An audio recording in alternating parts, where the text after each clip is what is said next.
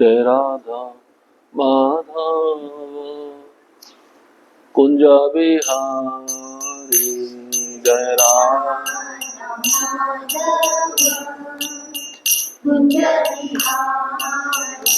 जय गोपी जन वल्लभ गिरिवरधारी जय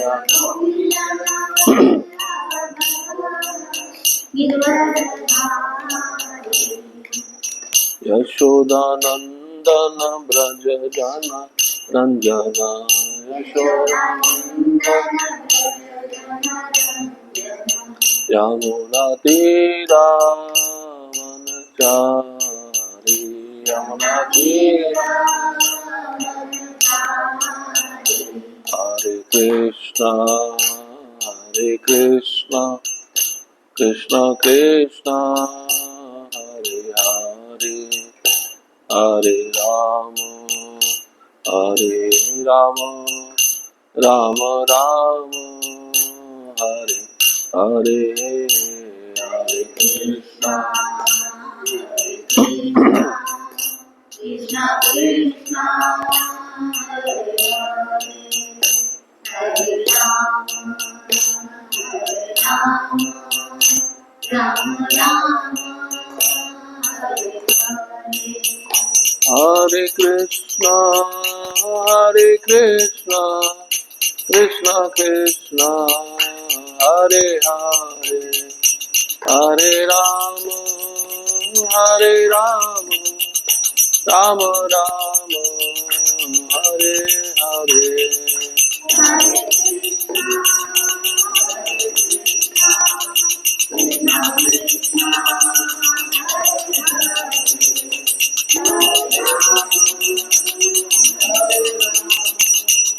राम राम हरे हरे जय राधा श्याम सुंदर राधा श्याम सुंदर राधे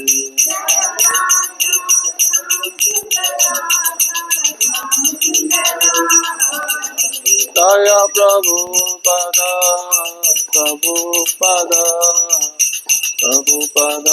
शील प्रभु पदा दया प्रभु पदा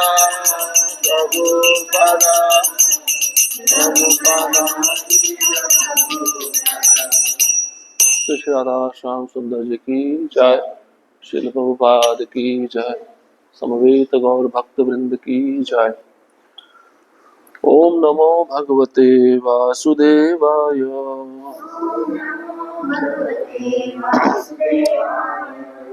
ओम नमो भगवते वासुदेवाय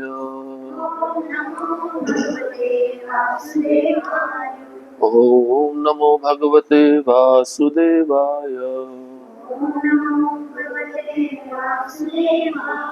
नारायणं नमस्कृत्यं नरं चैव नरोत्तमं देवीं सरस्वतीं व्यासं ततो जयमुदीरयेत् नष्टप्रायेष्वभद्रेषु नित्यं भागवतसेवया भगवति उत्तमश्लोके भक्तिर्भवति नैष्टिकी कृष्णाय वासुदेवाय देवकी नंदनाय च नंदगोपकुमाराय गोविन्दाय नमो नमः। ॐ अज्ञानतिमिरन्धस्य ज्ञानाञ्जनशलाकया चक्षुरुन्मिलितं येन तस्मै श्रीगुरवे नमः। श्रीचैतन्यमनोभीष्टं स्थापितं येन भूतले स्वयं रूपा कदा मह्यं ददाति स्वपदान्तिकम्। वन्देऽहं श्रीगुरुः श्रीयुतापदकमलं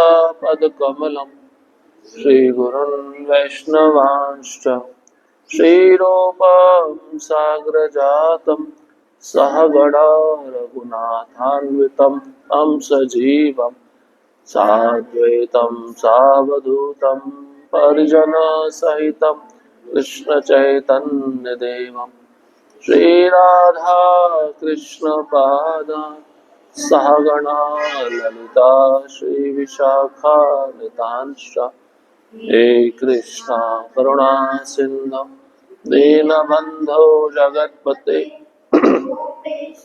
गोपिका कांत राधा कांत नमस्तुते तप्त कांचन गौरांगी राधे वृंदावनेश्वरी वृषभानुसुते देवी प्रणमामि हरिप्रिये वाञ्छाकल्पतरुभ्यश्च कृपा सिन्धुभ्य च पतितानां पावनेभ्यो वैष्णवेभ्यो नमो नमः।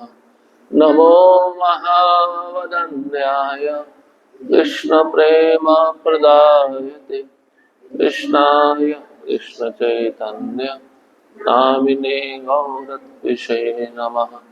नमः ॐ विष्णुपादाय कृष्णपृष्ठाय भूतले श्रीमते भक्तिवेदान्त इति नामिने।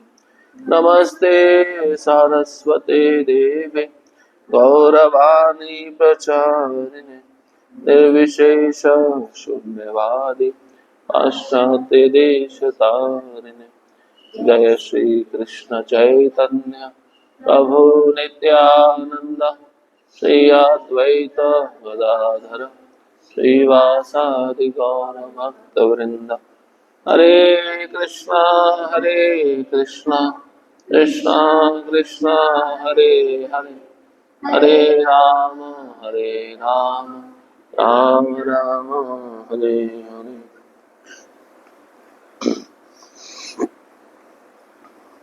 हरे कृष्णा। तो हम श्रीमद् भागवतम के पहले स्कंद के 8वें अध्याय पे चर्चा कर रहे हैं। महारानी कुंती की प्रार्थनाएं।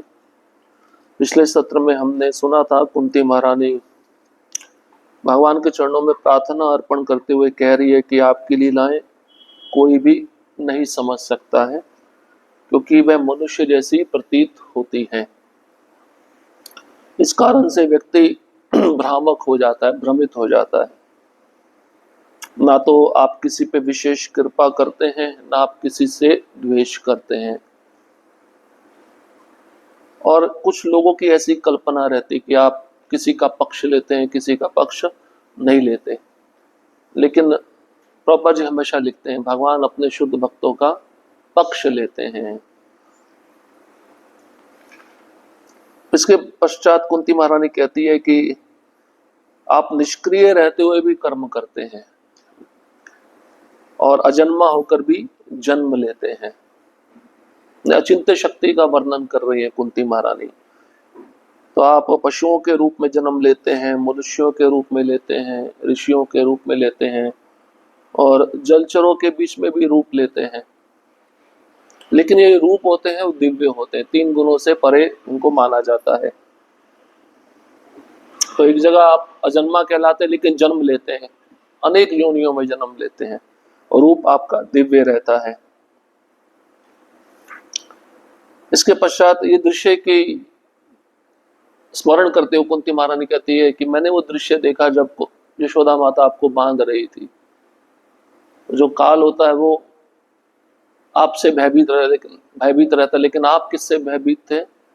माता यशोदा से भयभीत थे। ये भी बात मुझे बड़ा चकराने वाली है, मेरे लिए बहुत आश्चर्य देने वाली है, मुझे मोहग्रस्त करने वाली है।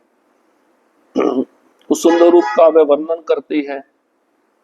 आपने कुछ अपराध किया होगा, इसके कारण माता यशोदा आपको बांध रही थी और वो जो आपकी आंखें थी बहुत व्याकुल हो गई थी, उन आंखों में आंसू भर गए थे और आपकी आंखों में जो काजल था उस आंसुओं से वह काजल धुल गया। वो साक्षात काल आपसे डरता है, वही आप माता यशोदा से डर रहे हैं। तो ये बात भी मुझे मोहग्रस्त करने वाली है। उसके पश्चात कुंती महारानी कहती है कि आप पुण्य आत्मा राजाओं को कीर्ति प्रदान करने के लिए उनके कुल में अवतरित होते हैं, या आपके परम भक्त हैं राजा यदु, उनको प्रसन्न करने के लिए आप उनके कुल में जन्म लेते हैं। तो आपका जो जन्म है जिस कुल में भी हुआ हो वह मले पर्वत के चंदन के समान हो जाता है। जैसे मले पर्वत पर चंदन रहता तो उस चंदन से सुगंध फैलती है। तो आप किसी भी पुण्य आत्मा राजा के कुल में जन्म लेंगे तो उस कुल की प्रशंसा का वृद्धि होता रहेगा।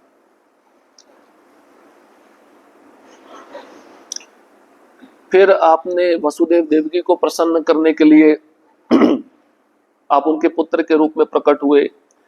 कोई लोग कहते हैं कि आप देवताओं का कल्याण करने के लिए प्रकट हुए, और कुछ लोग कहते हैं आप ब्रह्मा जी जो आपके पुत्र हैं उनको भी प्रसन्न करने के लिए प्रकट हुए, और कुछ कहते हैं कि आपसे ईर्ष्या करने वाले जो असुर हैं उनको भी मारने के लिए आप प्रकट हुए हैं। तो प्रकट होने के बहुत सारे कारण बता रही है कुंती महारानी।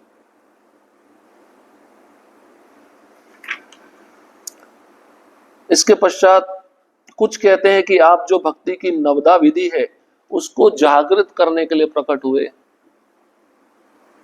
जिससे इन भक्ति मार्ग का सहारा लेके भौतिक जीव इन कष्टों में जो अपना दुख महसूस कर रहा है उसे वह मुक्ति प्राप्त कर सके। फिर भक्ति की महिमा का वर्णन करते हुए कुंती महारानी कहती है कि जो आपका श्रवण करते हैं, कीर्तन करते हैं, स्मरण करते हैं, और वो तो जन्म मृत्यु के चक्र से मुक्त होंगे ही, लेकिन जो इनको इन क्रियाओं को करते हुए देखकर बड़े प्रसन्न होते हैं वह भी मुक्त हो जाएंगे। उनको जन्म मृत्यु के पुनरागमन में प्रवेश नहीं करना पड़ेगा। इसके पश्चात आपने सारे कार्य पूरे कर दिए हैं, हम आपकी पूरी कृपा पर आश्रित हैं, अभी हमारा कोई रक्षक नहीं है। अब बहुत सारे राजा लोग हमारे शत्रु बन गए और आप इस समय हमको छोड़ के जा रहे हैं। ऐसे कुंती महारानी कहना चाह रही आप हमें छोड़ के मत जाइए, थोड़ा समय और रुकिए। इसके पश्चात जिस तरह आत्मा के अदृश्य होते ही शरीर का नाम तथा यश समाप्त हो जाता है, उसी तरह यदि आप हमारे ऊपर कृपा दृष्टि नहीं करेंगे तो पांडवों तथा यदुओं समेत हमारा यश तथा गतिविधियां तुरंत ही नष्ट हो जाएंगी। आज का श्लोक है ना। तो आज हम श्लोक क्रमांक 38 से प्रारंभ करेंगे। पहला स्कंद अध्याय 8 श्लोक क्रमांक 38। तो कुंती महारानी अभी श्लोक में कह रही है अगर आप चले गए तो हमने जो भी कार्य किया है, जो भी कार्य करते हुए सफलता प्राप्त किया है वो सब समाप्त हो जाएगा। आप अपनी कृपा दृष्टि हम पे बनाए रखिए। उपमा देकर समझा रही, जैसे आत्मा शरीर को छोड़ देता है तो शरीर किसी काम का नहीं रहता, उसी प्रकार आप हमें छोड़ देंगे तो हमारा कीर्ति यश सब खत्म हो जाएगा, हमें जो सफलता प्राप्त हुई है वो सब समाप्त हो जाएगी। केवयम नाम रूपाभ्याम यदुभिः सह पांडवा भवतो अदर्शनम यरहि ऋषिकाणाम विवेशितुः। जिस तरह आत्मा के अदृश्य होते ही शरीर का नाम तथा यश समाप्त हो जाता है, उसी तरह यदि आप हमारे ऊपर कृपा दृष्टि नहीं करेंगे तो पांडवों तथा यदुओं समेत हमारा यश तथा गतिविधियां तुरंत ही नष्ट हो जाएंगी। भगवान की कृपा दृष्टि से पूरा संसार चल रहा है ना। मया दक्षिण प्रकृति सुवेते सच्चराचरम।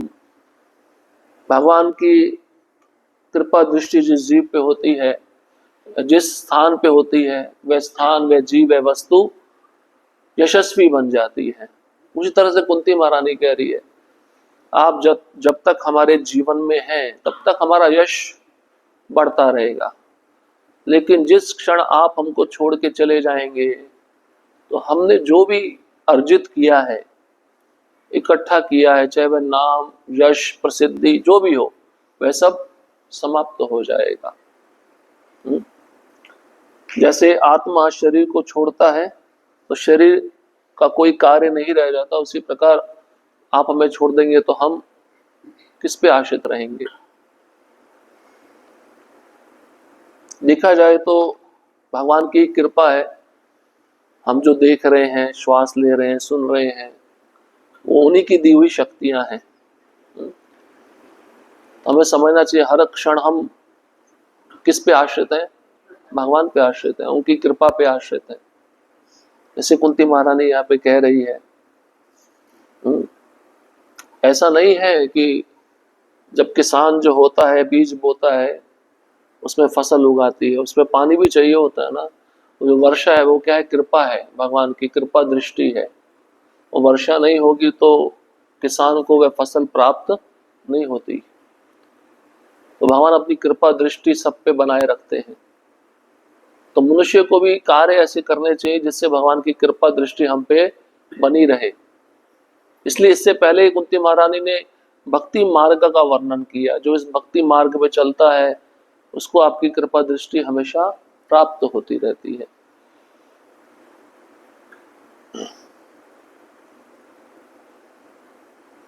कुंती देवी को पूरी तरह ज्ञात है कि पांडवों का अस्तित्व एकमात्र श्री कृष्ण के कारण है।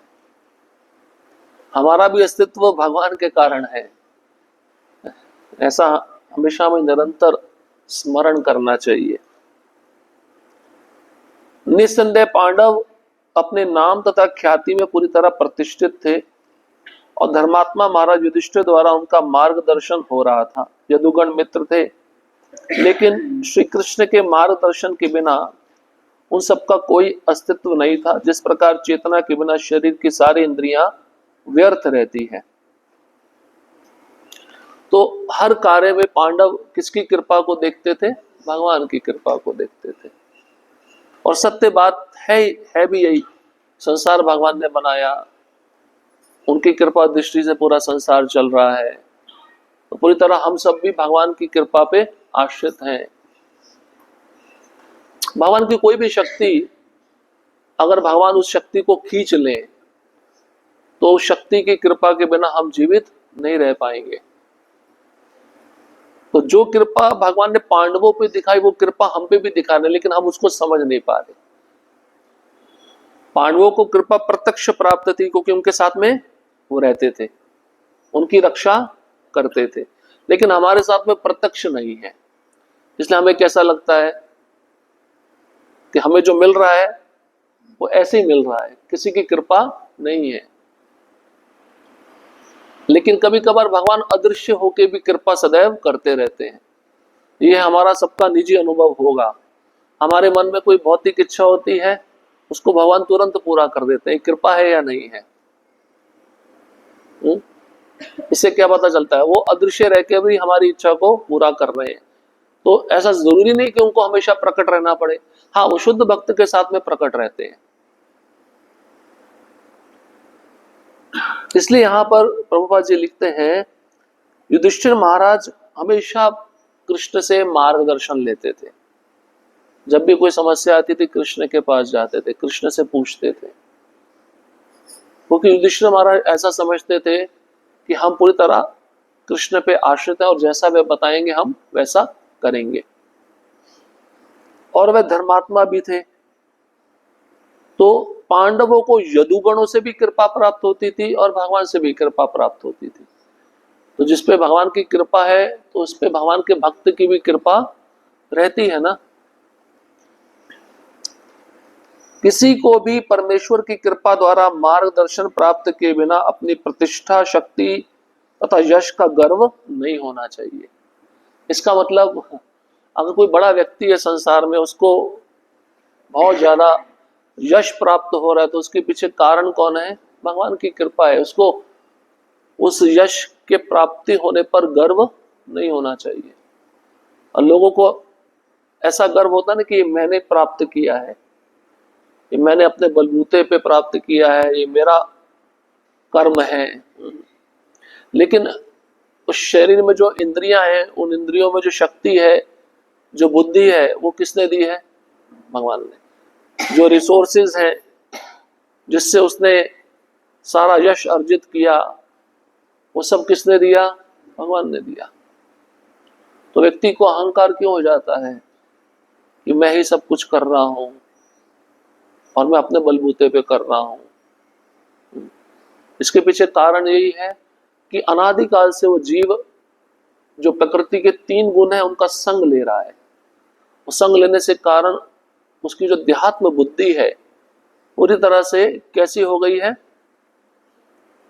इस संसार के भौतिक भोगों पदार्थों के प्रति पक्की हो गई है, जिसको वह छोड़ना नहीं चाहता है। उसके कारण उसके मन में यही विचार आता है, मैं कर रहा हूं। भक्ति में भी ऐसा विचार नहीं होना चाहिए, मैं भक्ति बहुत अच्छा कर रहा हूँ। हाँ कर रहे हो, लेकिन किसकी कृपा से कर रहे हो? गुरु और भगवान की कृपा से कर रहे हो। हमें ऐसा विचार आना चाहिए। कोई भी कला आपको दिया भगवान ने, आप बहुत अच्छा सेवा कर रहे हो, उस कला का उपयोग अच्छा कर रहे हो, लेकिन यही सोचना है ये मेरी योग्यता नहीं है, ये गुरु और भगवान के द्वारा प्रदत्त योग्यता है, जिसको मैं भगवान की सेवा में और गुरु की सेवा में लगा रहा हूं।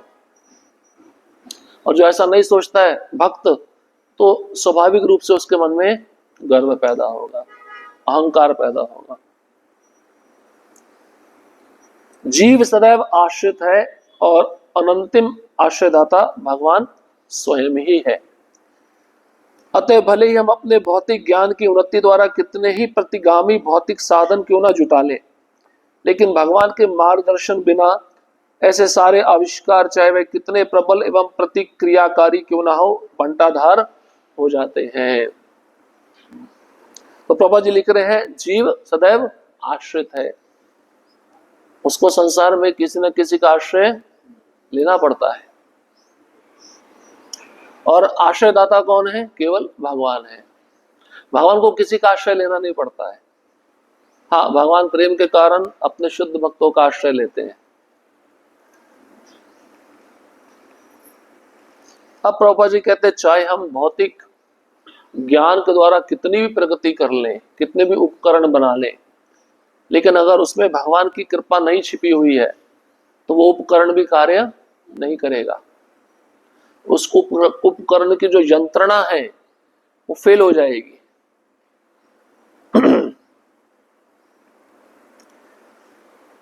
आपने देखा होगा जैसे किसान होता है, खेत में खेत को जोतता है ना, उसको पानी चाहिए होता है। अब पानी नहीं होता है तो क्या करता है, कभी कभार स्प्रे करता है विमान के द्वारा उसी स्थान पे। और स्प्रे कैसा होता है? वो केमिकल से बना होता है। अब वो केमिकल जब जाता है तो उस किसान को लगता है कि जो वस्तु मैं चाहता हूं वो जल्दी मुझे प्राप्त होगी, और जब जल्दी प्राप्त होती है तो उस वस्तु का नाश भी जल्दी होता है।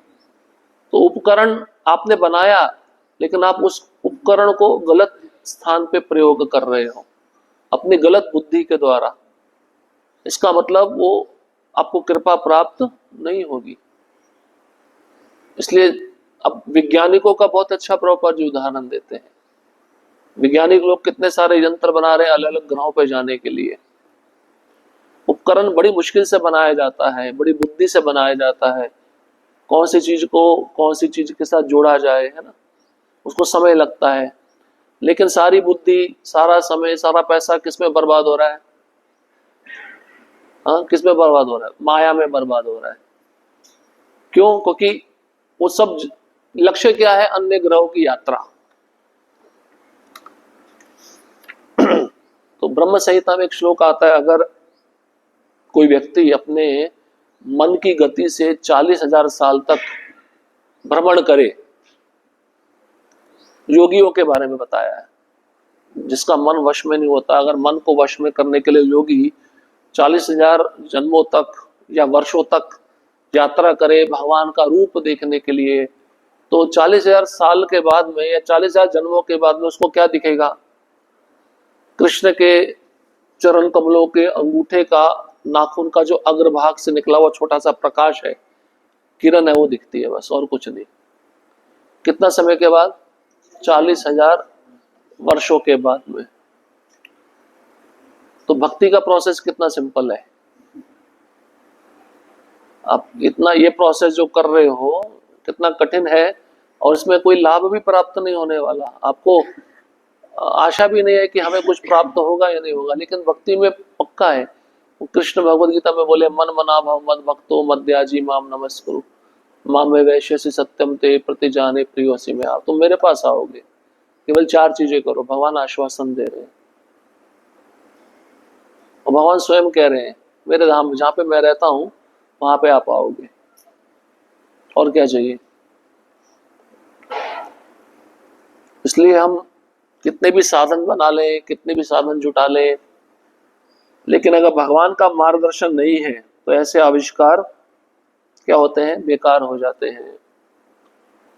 अमेरिका में है ना ऐसा सब फैसिलिटी, भारत के लोग अभी कहाँ बसना चाहते हैं, अमेरिका में। क्योंकि वहाँ पे सुख सुविधा बहुत है, लोगों को काम नहीं करना पड़ता, बहुत सारे उपकरणों का आविष्कार हो गया है। लेकिन वो आविष्कार किस लिए, किसके लिए किया, भोग के लिए किया है ना, भगवान की सेवा के लिए तो नहीं किया है। इसलिए उपकरण आपके भोग में लगे हुए हैं, लेकिन आपको किस दिशा में लेके जा रहे हैं, दुर्गति की दिशा में लेके जा रहे हैं। इसलिए प्रभु जी कहते हैं, मंडनम लोक रंजनम, मरे हुए शव को सजाना, है ना, सजाए तो अच्छा नहीं लगता है। और जो लोग होते हैं ना, सरकार यही कर रही है, सब चीजें बना लो लेकिन केंद्र बिंदु में भगवान नहीं है, तो वो कैसा है, मरे हुए शव को सजाने के समान है।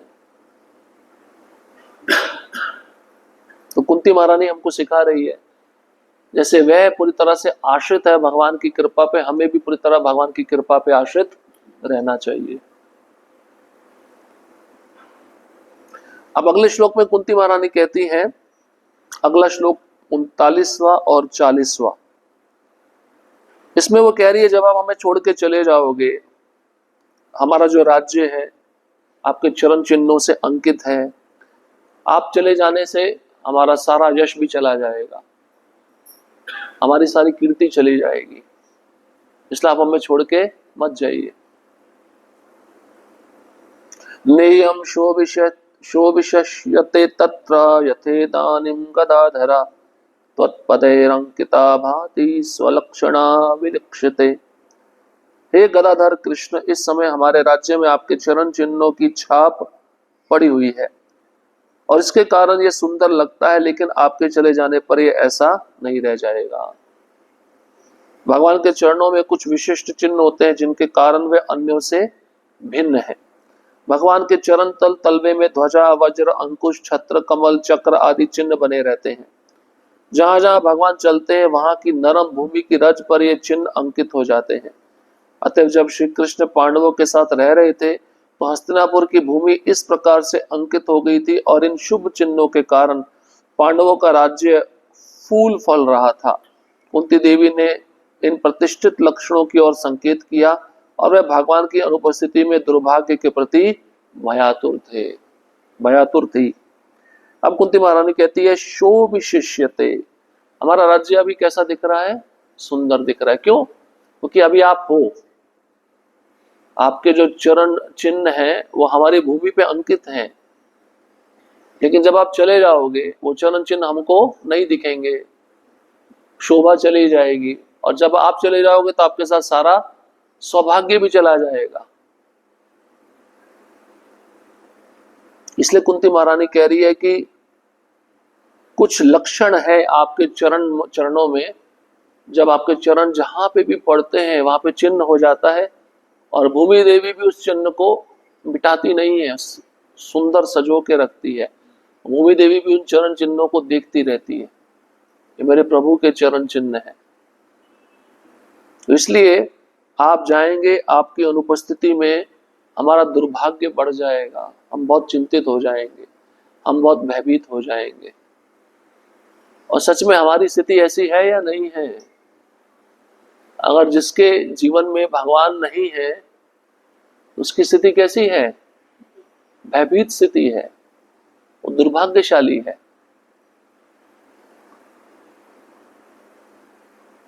इसलिए भूमि देवी भी रुदन करने लगी थी जब भगवान इस पृथ्वी को छोड़कर अपने धाम में चले गए, वो रो रही थी, और मेरे प्रभु चले गए।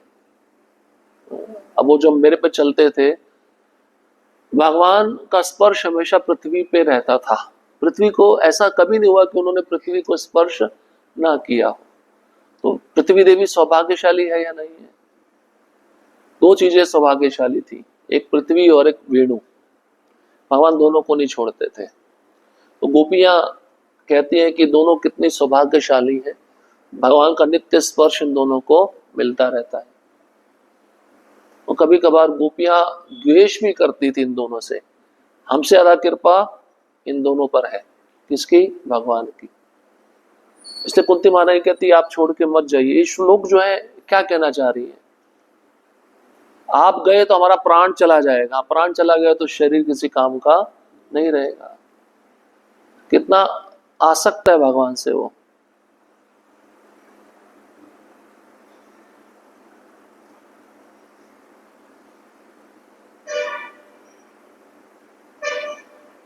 और भगवान की कृपा के कारण देखिए यहाँ पे लिखा है पांडवों का राज्य फल फूल रहा था, किसी भी चीज की कमी नहीं थी। अभी आगे आएगा, युधिष्ठिर महाराज को जब राजा बनाया गया तो उनके राज्य में जो गाय थी बिना दुहे दूध देती थी, पृथ्वी अन्न देती थी, सागर रत्न देते थे और पहाड़ खनिज देते थे, किसी वस्तु की कोई कमी नहीं थी। लेकिन जब आप चले जाएंगे तो इन वस्तुओं की कमी हो जाएगी। प्रकृति जो अभी हमें सब कुछ प्रदान कर रही है वो प्रदान नहीं करेगी। इसका मतलब आप गए तो कृपा भी आपके साथ में चली जाएगी, ऐसा कुंती महारानी कह रही है।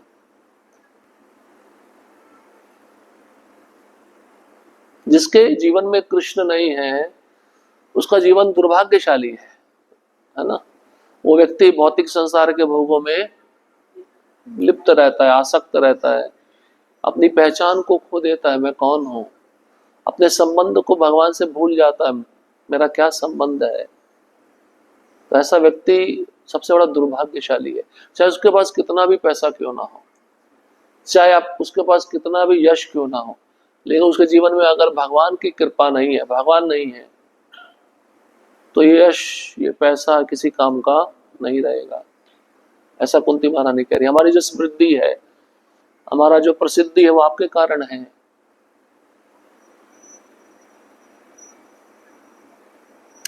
जैसे शरीर का अस्तित्व किसके कारण है?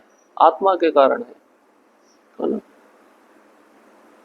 सूर्य का अस्तित्व किसके कारण है? किरणों, उसकी किरणों के द्वारा है। ऐसे हमारा अस्तित्व भी भगवान के कारण है। भगवान एक क्षण में अगर अपनी कृपा खींच लेंगे तो हम नष्ट हो जाएंगे। बीच बीच में भगवान संकेत देते रहते हैं ना।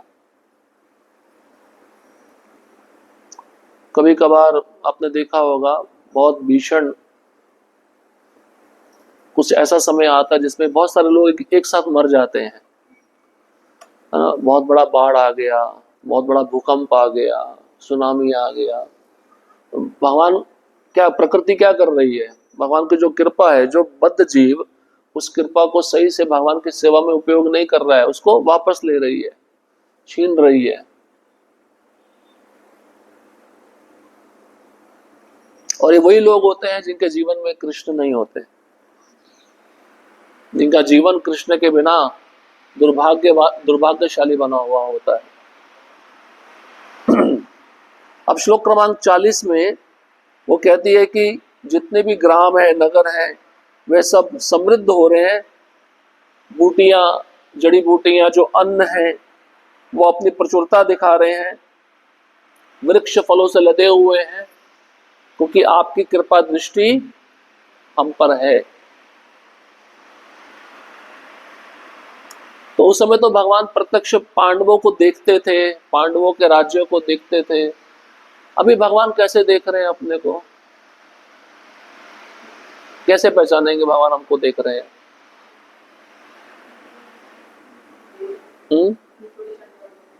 क्या? 10 दिशाएं? हाँ ठीक है। हाँ, वे जब मंदिर में आओगे तब आप देखें, तब तो आपको देखेंगे। जब आप घर में बैठोगे तब कैसे देखेंगे? अंदर परमात्मा है ना। सर्वस्य चाहम हृदय सन्निविष्टो, वो देख रहे हैं आपको। तो आप अगर सेवा करोगे तो आपको आप अपनी कृपा दृष्टि आप पे डालेंगे, और आप सेवा नहीं करोगे, संसार के भौतिक भोगों को चाहोगे, तो फिर उनकी कृपा दृष्टि नहीं मिलेगी। इमे जनपदा स्वृद्धा सुपकौषधि विदुधा वनांतरिनंद दुद्वंतो हेदंते तव वीक्षते। वीक्षते शब्द महत्वपूर्ण है। वीक्षते मतलब देखने से, भगवान के देखने से ही सब कुछ चीज प्रकट हो जाती है, सब कार्य पूरे हो जाते हैं देखने मात्र से। तो देखना भी नहीं पड़ता भगवान को, शायद इच्छा से ही हो जाते हैं, और इच्छा नहीं भी हो तो शक्तियां उनकी इच्छा को जानकर वो कार्य कर देती हैं। भगवान की इतनी शक्ति है। ये सारे नगर तथा ग्राम सब प्रकार से समृद्ध हो रहे हैं, क्योंकि जड़ी बूटियों तथा अन्नों की प्रचुरता है।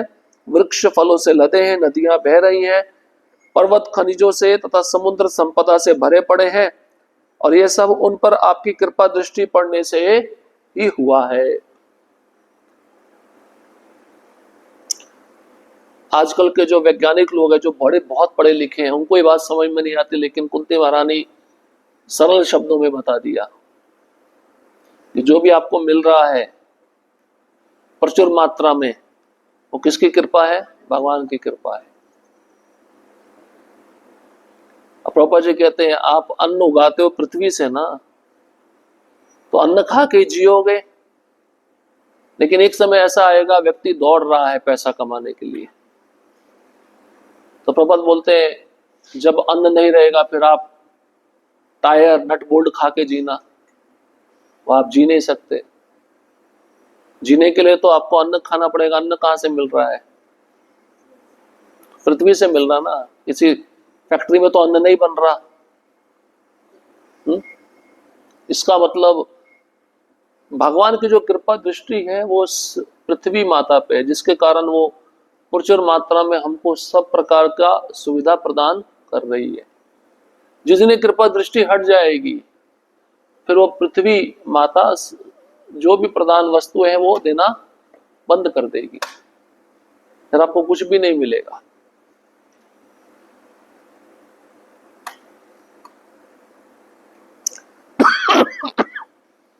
मानव संपन्नता प्राकृतिक उपहारों से बढ़ती है, ना कि विशाल औद्योगिक उद्यमों से। प्रभु जी कहते हैं मानव सभ्यता फलती फूलती किसके कारण? प्राकृतिक चीजों से, है ना। अगर फल अच्छे लग रहे हैं, फूल सुगंधित हो आ रहे हैं, नदियां स्वच्छ जल दे रही हैं, समुद्र रत्न दे रहे हैं, ये सब प्राकृतिक उपकरण है ना। लेकिन अब व्यक्ति इन सब चीजों को छोड़कर किस पे आश्रित हो रहा है? औद्योगिक उद्यमों। अभी आप कहाँ बैठे हो? इंडस्ट्रियल में बैठे हो ना, इंडस्ट्रियल एस्टेट। हर एक क्षेत्र में ऐसा इंडस्ट्रियल एरिया बना दिया गया है, बड़ी बड़ी फैक्ट्री बना दी गई है। उसमें क्या काम चल रहा है? जो जिससे हमें कुछ भी लेना देना नहीं है। और व्यक्ति क्या करता है? उसको उग्र कर्म में करता है, रात के समय जाग कर वो काम करता है, उसको उग्र कर्म बोला गया है। तो ये चीजें हमारे लिए नहीं बनी है, लेकिन हम जबरदस्ती इसको स्वीकार कर रहे हैं हमारे लोभ के कारण। देखिए प्रभुपाद जी लिख रहे हैं विशाल औद्योगिक संस्थान ईश्वर विहीन सभ्यता के प्रतिफल है। ईश्वर विहीन मतलब जो लोग भगवान को नहीं मानते वो लोग इसमें काम करेंगे, और वे मानव जीवन के कल्याणकारी उद्देश्यों का विनाश करने वाले हैं। बिल्कुल सही है। अब इन फैक्ट्रियों से जो धुआं निकल रहा है, जो आवाजें निकल रही हैं, ये हमारे चीजों, हमारे मनुष्य शरीर को खराब कर रही है, नहीं कर रही है?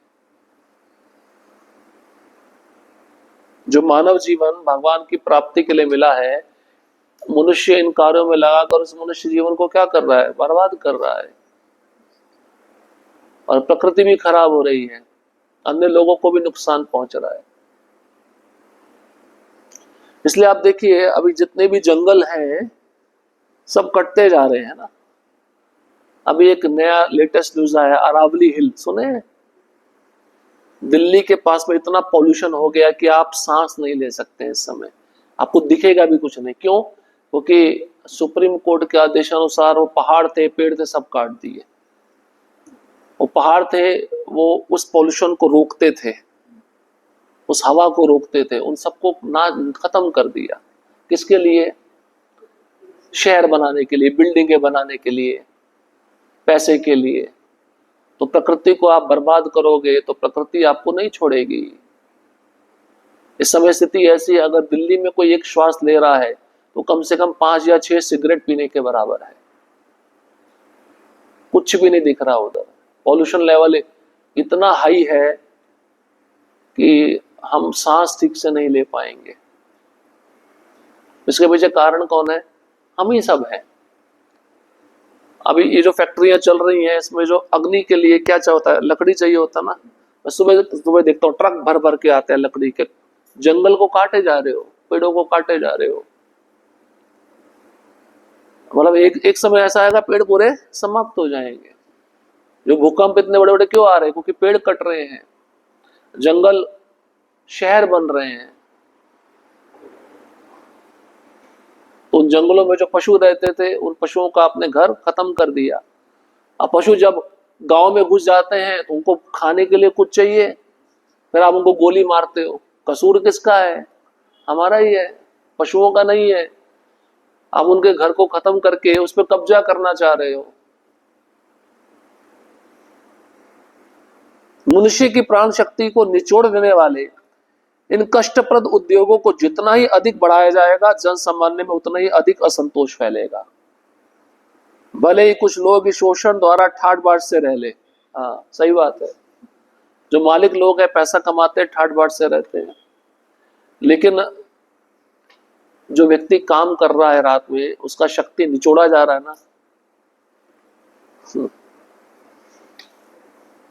अन्न, वनस्पतियां, फल, नदियां, रत्नों तथा खनिजों से पूर्ण पर्वत तथा मुक्ताओं से भरे हुए समुद्र, ये सब प्राकृतिक वरदान है, जिनकी पूर्ति परमेश्वर के आदेश से होती है और उनकी इच्छा के अनुसार ही प्रकृति उन्हें प्रचुर मात्रा में उत्पन्न करती है, उनका अभाव ला देती है।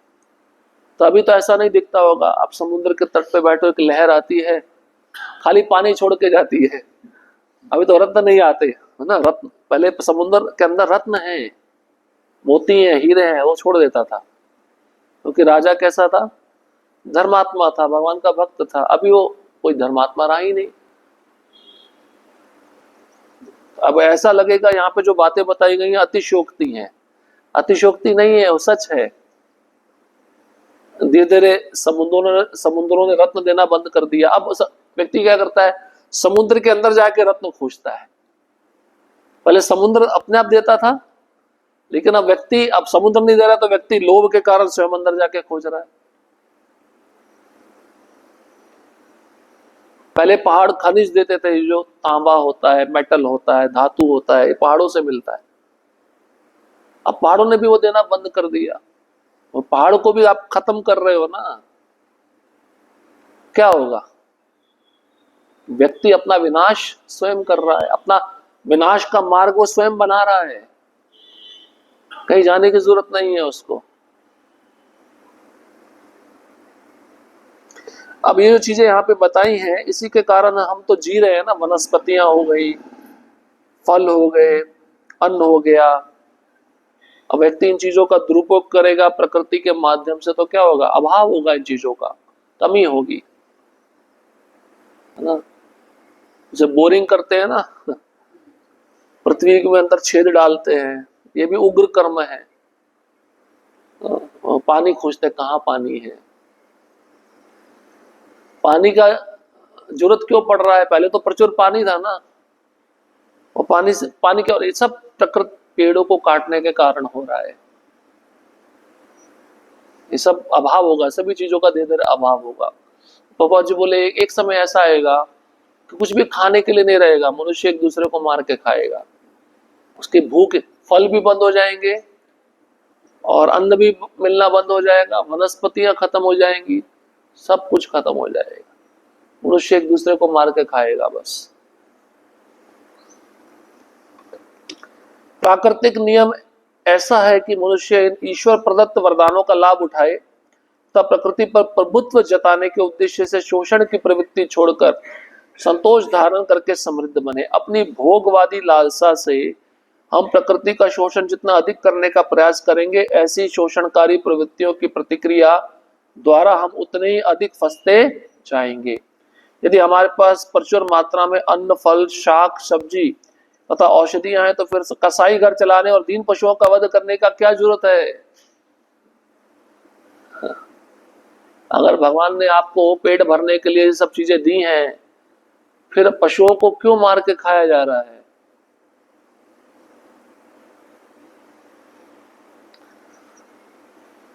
अभी बच्चे जो स्कूल जाते हैं ना, मैंने सुना है शाकाहारी बच्चे होते हैं, अब उनको संग मिलता है मांसाहारी बच्चों का, तो मांसाहारी बच्चे क्या बोलते हैं, अरे मांस बहुत टेस्टी है, शाकाहारी में इतना टेस्ट नहीं, थोड़ा खा के तो देखो। तो जो शाकाहारी बच्चे हैं वो उस संग में दूषित होकर वो भी मांस खाना शुरू कर रहे हैं।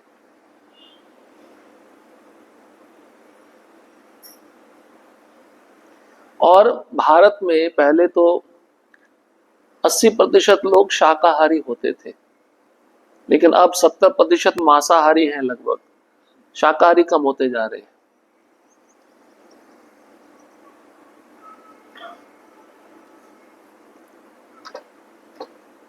मनुष्यों को पशुवध करने की आवश्यकता नहीं है। यदि उसके पास खाने के लिए प्रचुर अन्न तथा शाक सब्जी है, नदियों का बहता जल खेतों को उपजाऊ बनाता है और हमारी आवश्यकता से अधिक जल उपलब्ध है। पर्वतों से खनिज तथा समुद्रों से रत्न प्राप्त होते। यदि मानव समाज के पास प्रचुर अन्न, खनिज, रत्न, जल, दुग्ध इत्यादि हो तो फिर उसे क्या आवश्यकता है कि वह कुछ लाचार मनुष्यों के श्रम पर भयंकर औद्योगिक संस्थानों के पीछे भागता फिरे। तो गांव का जीवन कैसा होता था? अपनी जमीन है जिसपे आप खेती कर सकते हो, आपके पास अपनी गाय है जिससे दूध प्राप्त हो सकता है। फिर ये जो औद्योगिक संस्थान बनाए गए इसमें जाकर काम करने का क्या आवश्यकता है? व्यक्ति ऐसा क्यों कर रहा है? अपने खेती को भी बेच रहा है ना, बेचकर शहर में जाकर अधिक पैसा कमाना, क्या कुछ व्यापार शुरू करना, पैसे का लालच। लेकिन ये सारे प्राकृतिक उपहार भगवत कृपा पर निर्भर हैं। ये मेन बात है। जो भी चीज प्रभुपाद जी यहाँ पे बताए हैं सब भगवान की कृपा पे निर्भर है। और कृपा कैसे मिलती है? भगवान की सेवा करके मिलती है। जब जीव भगवान की शरण में नहीं जाता, पापी बन जाता है, तो ये प्राकृतिक नियमों की जो कृपा है वो बंद हो जाएगी, समाप्त हो जाएगी। अतएव आवश्यकता इस बात की कि हम भगवान के नियमों के प्रति आज्ञाकारी बने और भक्ति में सेवा के द्वारा मनुष्य जीवन की पूर्णता प्राप्त करे। कुंती देवी के द्वारा किए गए संकेत बिल्कुल सटीक हैं। वे चाहते हैं कि उन पर भगवान की कृपा दृष्टि बनी रहे, जिससे प्राकृतिक संपन्नता स्थापित रहे। तो अगर मनुष्य को संतोषमय बनना है, उसको प्रसन्न रहना है, तो उसको भगवान के उपदेशों का पालन करना चाहिए। और भगवान के उपदेश किस ग्रंथ में दिए गए हैं? भगवद गीता में दिए गए। श्लोक क्रमांक 41।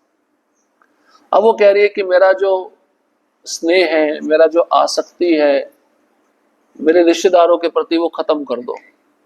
पहले उसने क्या बोला? मेरे को दुख दो। अब वो बोल रही है कि मेरा जो स्नेह है, मेरा जो आसक्ति है मेरे परिवार के प्रति, परिवार में सब आ गए ना, उसको खत्म कर दो। अथ विश्वेश विश्वात्मन विश्वमूर्ते स्वकेशु में स्नेहपाशम इमं छिंदी दृढ़ं पांडुषु वृष्णिषु।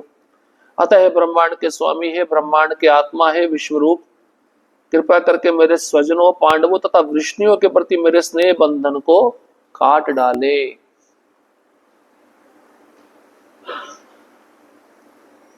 जिस कुल में जन्मी है वृष्णि वंश, और विवाह करने के बाद जिस कुल में गई पांडु वंश, दोनों प्रकार के परिवारों से अपना स्नेह खत्म करने के लिए कुंती महारानी प्रार्थना कर रही है। मेरा स्नेह मेरे माता पिता के कुल से भी ना रहे और मेरे पति के कुल से भी ना रहे। भगवान का शुद्ध भक्त भगवान से अपने लिए कुछ भी मांगने में लजाता है, लेकिन गृहस्थों को कभी कभी बाध्य होकर भगवान से कुछ कथा की याचना करनी पड़ती है, क्योंकि वे पारिवारिक स्नेह की ग्रंथि से बंधे होते हैं। शुद्ध भक्त कभी मांगता नहीं, लेकिन भगवान से कुछ मांगना पड़ता है। किसके कारण? पारिवारिक स्नेह के कारण। परिवार में कभी ऐसी विपदा आ जाती है ना, तो शुद्ध भक्त को प्रार्थना करना पड़ता है। श्रीमती कुंती देवी इस तथ्य से सचेत थी, अतः उन्होंने भगवान से प्रार्थना की कि वह उनके स्वजनों, पांडवों तथा वृष्णियों के प्रेम पाश को काट दे। वो ऐसा क्यों कह रही है? अगर मेरी जो आसक्ति है इन दोनों कुलों के प्रति नष्ट हो जाएगी तो मैं आपसे कुछ भी मांगूंगी नहीं। मांगना नहीं पड़ेगा आपसे, अगर आप मेरा स्नेह इन दोनों परिवारों के प्रति खत्म कर देते हैं। अब स्नेह बना रहेगा तो मुझे कुछ ना कुछ इनके लिए मांगना पड़ेगा ना। वो क्या मांगते हैं? मेरे पुत्रों की रक्षा करो, ये भी मांगना ही है ना। तो मुझे ये भी नहीं चाहिए, इसलिए आप मेरा स्नेह दोनों परिवारों के प्रति खत्म कर दो। मतलब अपनी भौतिक आसक्ति को जड़ समेत पूरी तरह कुंती महारानी खत्म करना चाहती है, जड़ समेत। मुझे आपसे कुछ भी मांगना ना पड़े।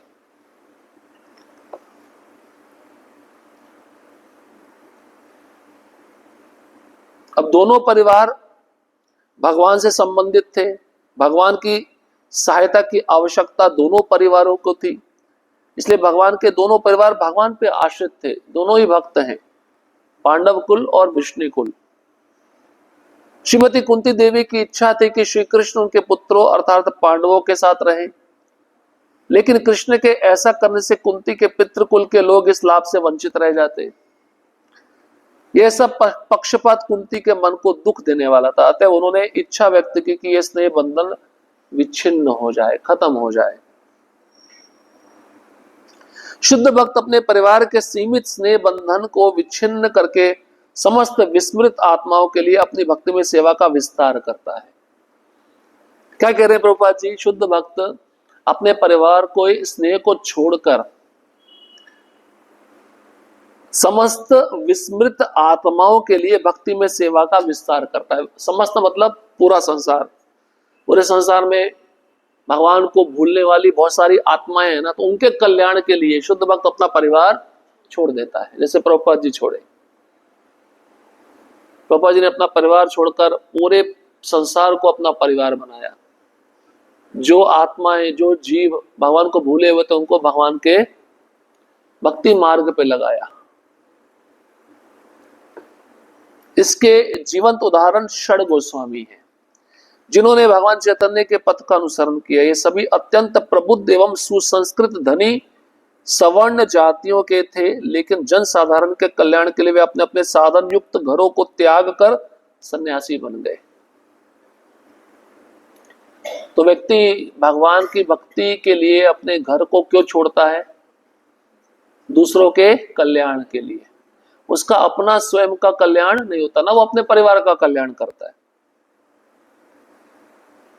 समस्त पारिवारिक स्नेह को छिन्न करने का अर्थ है कार्य क्षेत्र को विस्तृत करना। सही बात है ना, जिम्मेदारी और बढ़ गई ना। जब कोई अपना घर छोड़ता है, संन्यास लेता है, तो छोटा से घर को छोड़कर उसका जो परिवार है बढ़ जाता है ना। अब छोटे से परिवार में उसके 2-3 बच्चे थे, लेकिन अब वो सन्यासी बना, गुरु बना, उसने कितने लोगों को आश्रय दिया, तो सब उसका परिवार है। इतने सारे उसके पुत्र पुत्री हैं, उसका परिवार बढ़ गया।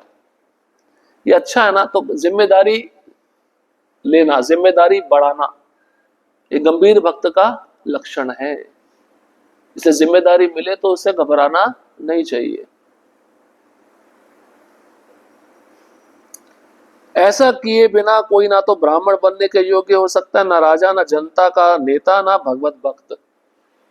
तो प्रभुपाद जी मापदंड दे रहे हैं, अगर आप बड़ी जिम्मेदारी नहीं ले सकते हो तो फिर आप नेता मत बनो, फिर आप ब्राह्मण मत बनो। फिर आप राजा भी मत बनो। ये जिम्मेदारी हर एक को लेनी चाहिए। भगवान ने आदर्श राजा के रूप में इसका दृष्टांत प्रस्तुत किया है। श्री रामचंद्र ने आदर्श राजा के गुणों को प्रकट करने के लिए अपनी प्रिय पत्नी से स्नेह बंधन छिन्न कर लिया था। ऐसा कोई राजा है जो प्रजा के पालन के लिए अपनी पत्नी को छोड़ दे? क्योंकि कोई दोष नहीं था माता सीता में, वे प्रजा के कल्याण के लिए उन्होंने सीता का त्याग किया था।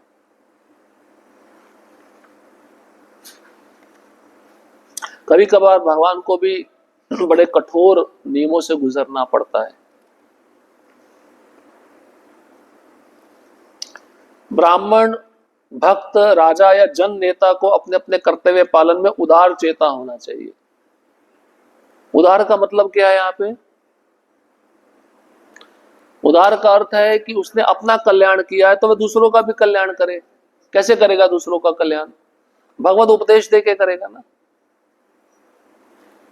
तो जन नेता भी कल्याण करना चाहिए, लेकिन जन नेता क्या करते हैं? वोट मांगते हैं, प्रजा का शोषण करते हैं। जब वो बन जाते हैं ना नेता, पूरी तरह से पैसा कमाने में लग जाते हैं। उदार चेता होना चाहिए। श्रीमती कुंती देवी इस तथ्य से अवगत थी और अबला होने के कारण उन्होंने पारिवारिक स्नेह के बंधन को विच्छिन्न कर देने के लिए प्रार्थना की। भगवान को विश्वेश या विश्वात्मा कहकर संबोधित किया गया है, जो पारिवारिक प्रेम की कठिन ग्रंथि को काटने में उनकी सर्वशक्ति में क्षमता को बताने वाला है। इसलिए कभी कभी ऐसा अनुभव किया जाता है कि निर्बल भक्त के प्रति विशेष आकर्षण के कारण भगवान अपनी अपार शक्ति द्वारा नियोजित परिस्थितियों द्वारा पारिवारिक स्नेह को छिन्न करते हैं। ऐसा करके वे भक्त को अपने ऊपर पूर्ण रूप से आश्रित बनाकर उसके भगवत धाम वापस जाने का मार्ग साफ कर देते हैं। तो ऐसा कुछ भक्तों के जीवन में हुआ है ना। भगवान ने उनका पारिवारिक स्नेह काट दिया।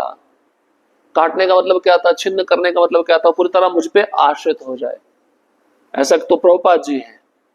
एक क्षण गोस्वामी प्रभुपाद जी स्वयं उदाहरण लिखे। और कौन है?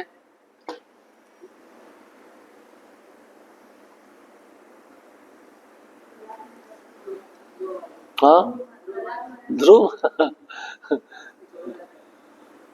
प्रहलाद महाराज हैं। प्रहलाद महाराज भी कहते हैं, मेरा किसी के प्रति कोई भौतिक आसक्ति ना रहे। और उदार चेता कैसे थे प्रहलाद महाराज? मैं अकेला भगवत धाम नहीं जाना चाहता, मैं सबको साथ में लेके जाना चाहता हूँ। ये बेचारे मूर्ख नेता जो इस संसार में रहकर अपने को खुश मान रहे हैं, अलग अलग प्रकार की योजनाएं बना रहे हैं, ये जब मैं देखता हूँ तो मेरे मन को बड़ा दुख पहुंचता है। तो इनका कल्याण भी मैं चाहता हूँ। इसको कहते हैं उदार चेता। तो भगवान कभी कभार क्या करते हैं, उस भक्त की जो आसक्ति होती है मुख्य रूप से परिवार के प्रति, नारद मुनि के प्रति किया था ना, दासी पुत्र के रूप में। याद आया कुछ?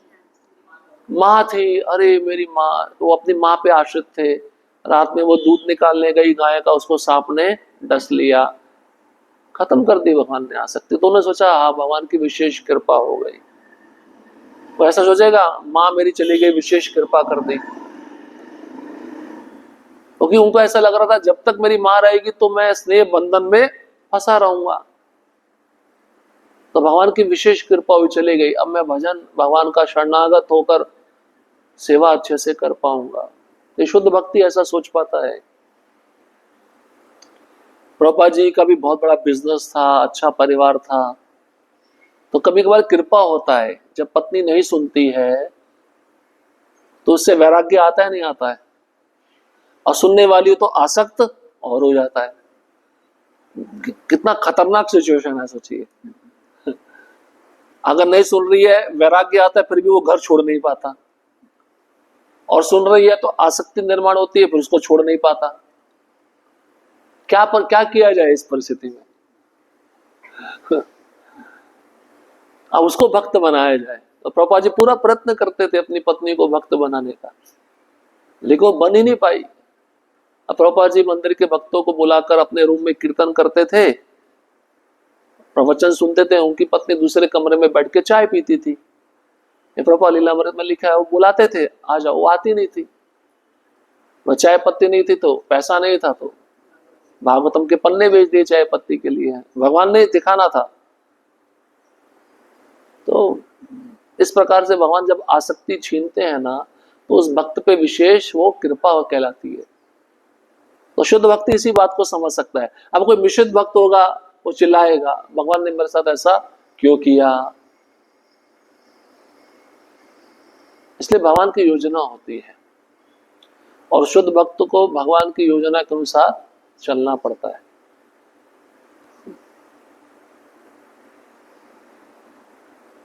क्योंकि उस योजना के द्वारा भगवान उस भक्त के लिए भगवत धाम वापस जाने का मार्ग साफ कर देते हैं। इसी जन्म में वो भगवान के धाम वापस जाएगा।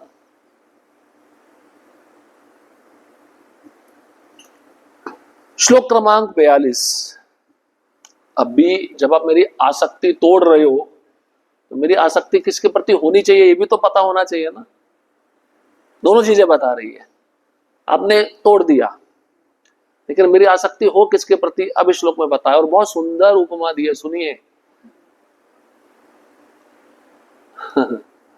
मतलब निर्बाध, ना रुकने वाली आसक्ति, अखंडित ऐसी आसक्ति मुझे आपके चरणों के प्रति और उपमा देके समझा रही है।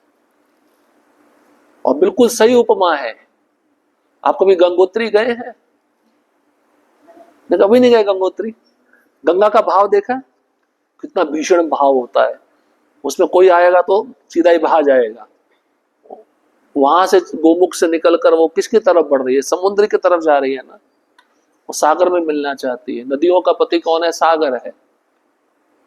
उसी प्रकार से मेरी आसक्ति आपके प्रति हो, लेकिन कैसे हो? सुनिए। त्वयि में अनन्य विषया मतिर मधुपते असकृत रतियत मुद्वहता दध्या गंगे वौघुम मुदन्वती। कितने सुंदर शब्द है। त्वयि, त्वयि मतलब आप में, इशारा करके कह रही है। सामने खड़े हैं ना भगवान, इशारा करके हाथ जोड़ के बोल रही है। त्वयि मतलब आप में मतलब मेरी, मेरी। पहले उसने बोला मेरी आसक्ति परिवार के प्रति खत्म हो जाए। अब बोलते अनन्य विषया। अब वहां से खत्म होगी तो कहां पे लगनी चाहिए? आप में लगनी चाहिए। अनन्य विषय, आप ही मेरे ध्यान के जो एकमात्र क्या कहते हैं रूप, वो आप ही है। मैं आप ही का ध्यान करूं। मति, मति मतलब ध्यान। और कितना सुंदर नाम बता रही है, मधुपते।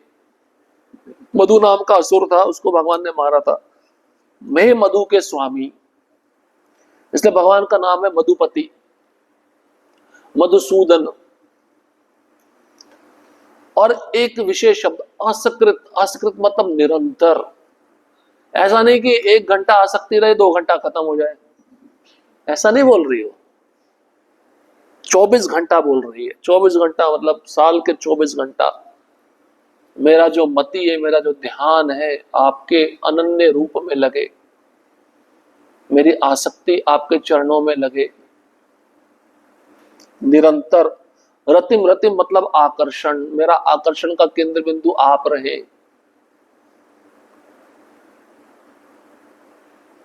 अद्या, अद्या मतलब प्रत्यक्ष रीति से, प्रत्यक्ष में आपसे प्रेम करती हूं, आपके प्रति मेरी आसक्ति हो। गंगाम एव ओघम उदन्वती। हे मधुपति, जिस प्रकार गंगा नदी बिना किसी व्यवधान के सदैव समुद्र की ओर बहती है, उसी प्रकार मेरा आकर्षण अन्य किसी और ना बटकर आपकी ओर निरंतर बना रहे।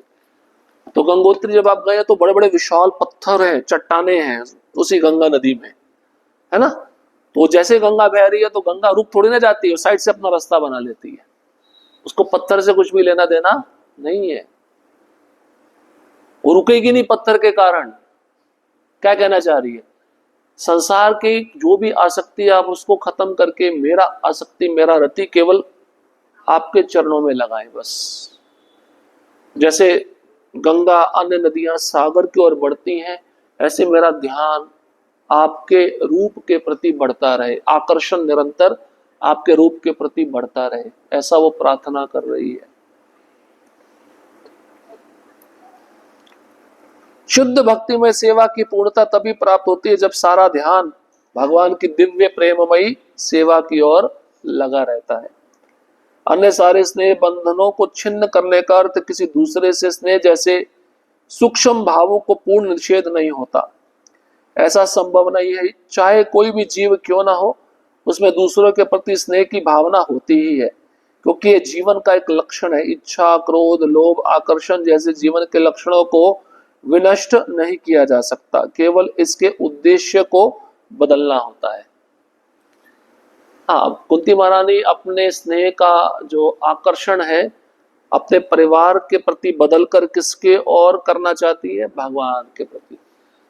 अब ऐसा नहीं कि स्नेह खत्म कर दो, स्नेह खत्म नहीं हो सकता। प्रभुपाद जी कह रहे हैं स्नेह आकर्षण किसी न किसी जीव के प्रति रहता है, क्योंकि वो स्वाभाविक लक्षण है जीव का।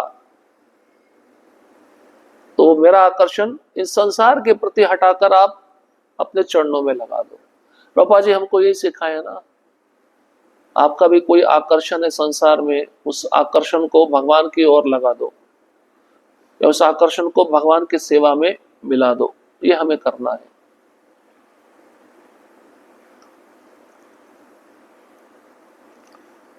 इच्छा को कभी नकारा नहीं जा सकता, लेकिन भक्ति योग में इच्छा को इंद्र तृप्ति के स्थान पर भगवान की सेवा में लगाना होता है। परिवार, समाज, देश इत्यादि के प्रति तथा कथित स्नेह इंद्र तृप्ति की विभिन्न अवस्थाओं के सिवा अन्य कुछ नहीं है। जब इस इच्छा को भगवान की संतुष्टि के हेतु बदल दिया जाता है तब यह भक्ति कहलाती है। तो संसार के प्रति आकर्षण, समाज, समुदाय, जाति के प्रति किया गया कार्य मतलब क्या? इंद्र तृप्ति, है ना। अभी आप उसी कार्य को भगवान की सेवा में लगा दो तो वो भक्ति में सेवा कहलाएगी। आप समझ रहे हैं? जैसे कोई नेता है किसी समुदाय का, किसी जाति का, तो अपने जाति के उत्थान के लिए बड़े बड़े प्रवचन देता है ना, उनको मार्गदर्शन करता है। अब वही नेता अगर भक्त बन जाए और उस जाति का कल्याण करने के लिए इनको मैं भगवान की सेवा में लगाऊं, इनको भगवान की सेवा में जोड़ूं, तो भगवत उपदेश अगर वो देगा अपने जाति को, अपने समुदाय को, तो भक्ति में सेवा बन जाएगी। पहले वो क्या कर रहा था? अपने अनुयायी बना रहा था, इंद्र तृप्ति, लेकिन अब वो उनको भगवान का अनुयायी बनाना चाहता है, भक्ति में सेवा। कार्य वही है, लेकिन दिशा भगवान की तरफ मोड़ दिया बस। प्रभुपाद जी उदाहरण दे रहे हैं, भगवत गीता में हम देख सकते हैं कि अर्जुन अपनी खुद की इच्छाओं की तुष्टि के लिए ही अपने भाइयों तथा संबंधियों से नहीं लड़ना चाह रहा था। ये उसकी स्वयं की इच्छा थी ना। केशव मैं युद्ध नहीं करूंगा, इसमें क्या दिखता है, मुझे दुख ही दुख दिखता है, इसमें सब लोग मारे जाएंगे, परिवार बर्बाद हो जाएगा। ये अर्जुन की अपनी इंद्रिय तृप्ति थी। लेकिन जब उसने भगवान का संदेश अर्थात श्रीमद् भगवत गीता सुनी तो उसने अपना निर्णय बदल दिया और भगवान की सेवा की। ऐसा करने के कारण वह भगवान का विख्यात भक्त बन गया, क्योंकि सारे शास्त्रों में घोषित किया गया है कि भगवान से मित्रता भाव में अर्जुन ने भक्ति में सेवा के द्वारा आध्यात्मिक पूर्णता प्राप्त की। युद्ध हो रहा था, मित्रता भी चल रही थी, वहां पर अर्जुन था तथा कृष्ण भी वहां पर थे, लेकिन भक्ति में सेवा के कारण अर्जुन सर्वथा भिन्न व्यक्ति बन गया। अतएव कुंती की प्रार्थनाएं भी कार्यों में वैसे ही परिवर्तन का संकेत करती है। श्रीमती कुंती विचलित हुए बिना भगवान की सेवा करना चाह रही थी और यही उसकी प्रार्थना थी। यह अनन्य भक्ति निष्ठा ही जीवन का परम लक्ष्य है। सामान्य रूप से हमारा ध्यान ऐसी वस्तु की सेवा की ओर विचलित हो जाता है जो ईश्वर से इतर होती है। इतर मतलब अलग, अथवा भगवान की योजना में नहीं होती है। जब यह योजना भगवान की सेवा में बदल जाती है, अर्थात जब भगवान की सेवा से इंद्रियां शुद्ध हो जाती है, तब यह सेवा शुद्ध अनन्य भक्ति कहलाती है। श्रीमती कुंती देवी को इसी पूर्णता की कामना थी और भगवान से इसी के लिए प्रार्थना कर रही थी। तो अनन्य निष्ठा कुंती महारानी चाहती है मेरा किसके प्रति हो? भगवान के प्रति हो, और नहीं चाहिए कुछ भी।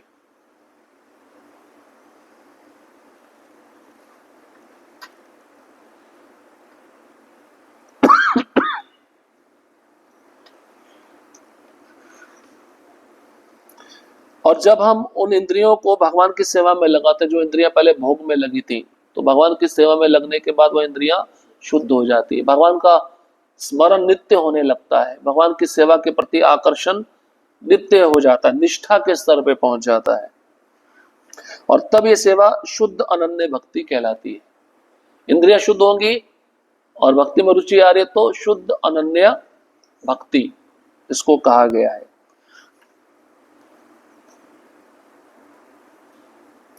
पांडवों तथा वृष्णियों के प्रति उनका स्नेह भक्ति की परिधि से बाहर नहीं है, क्योंकि भगवान की सेवा तथा भक्तों की सेवा अभिन्न है।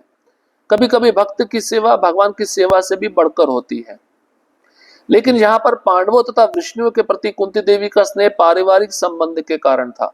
देखिए इस बात को समझिए, जो पांडव हैं, जो वृष्णि है, वो भी तो भगवान के भक्त है ना।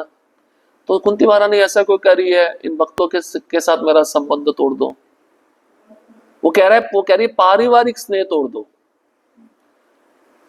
वैष्णव संबंध मत तोड़ो, जो परिवार का संबंध होता है ना, जो भौतिक आसक्ति पे आधारित होता है, उसको तोड़ दो। ये समझना जरूरी है।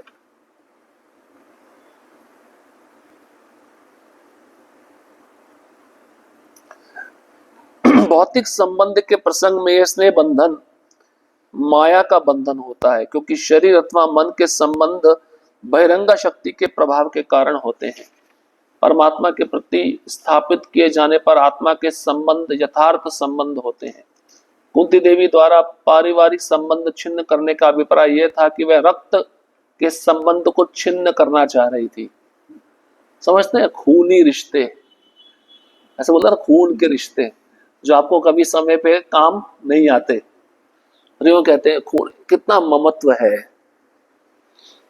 वो संबंध खत्म करना चाहती है जो भौतिक संसाधनों पे आधारित है। ये रक्त संबंध भव बंधन का कारण है। हमारे जो परिवार के लोग हैं, ये हमारे जन्म मृत्यु के चक्र का कारण है। हमारा क्यों कारण है? क्योंकि हमारी आसक्ति उसमें बैठी हुई है। ये मेरा बेटा, ये मेरी बेटी, ये मेरे पिता, ये मेरे माता, ये मेरा भाई, ये मेरा बंधु। लेकिन आत्मा का संबंध स्वतंत्रता का कारण है। आत्मा से आत्मा का यह संबंध परमात्मा के साथ संबंध के माध्यम से स्थापित किया जा सकता है। हाँ बिल्कुल सही है।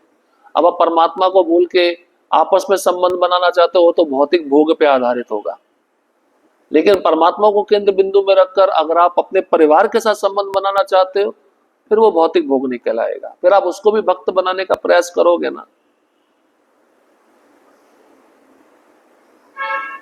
अंधेरे में देखना कोई देखना नहीं है, लेकिन सूर्य प्रकाश में देखने का अर्थ है सूर्य को देखना, तथा इसके अलावा वह सब कुछ भी देखना जो अंधकार में अनदेखा रह गया। यही भक्ति योग का मार्ग है। क्या कहना चाह रहे हैं प्रभुपाद जी? अंधेरे में देखना देखना नहीं कहलाता, मतलब भौतिक संसार के संबंधों में मग्न होकर संसार को देखना है, देखना नहीं है। सूर्य प्रकाश में सूर्य को देखना देखना है। सूर्य प्रकाश मतलब क्या? भक्ति, भगवान की सेवा, उसमें देखना, अपने परिवारजनों को वो देखना है। ये भगवान के अंश हैं, ये भगवान के जीव हैं, और मेरी जिम्मेदारी क्या है? इनको सेवा में लगाना। इसको कहते हैं देखना। अब आप परिवार वालों को ही देख नहीं रहे हो, बाहर वालों को देख रहे हो, परिवार वालों को नहीं देख रहे हो। परिवार वालों के साथ संबंध अच्छा नहीं है, मन मुटाव है, कड़वापन है, बोलचाल नहीं है, बोलचाल है तो बुरे शब्द है, क्या होगा? वो संबंध और खराब हो जाएगा। इसको देखना नहीं बोला गया। कभी कभार भक्त क्या करता है, भक्ति बहुत अच्छा करता है, लेकिन घर के लोगों के साथ संबंध अच्छा नहीं होता। घर के लोगों के साथ बिल्कुल ऐसे शब्दों का प्रयोग करना जो बहुत ही दिल को दुखाने वाले होते हैं। इसका परिणाम क्या होता है? इसका परिणाम बहुत भयावह होता है, संबंध खत्म हो जाते हैं। और कभी कभार भक्ति के नाम पर वह भक्त क्या करता है, भौतिक संसाधनों को जुटाने में लगा रहता है।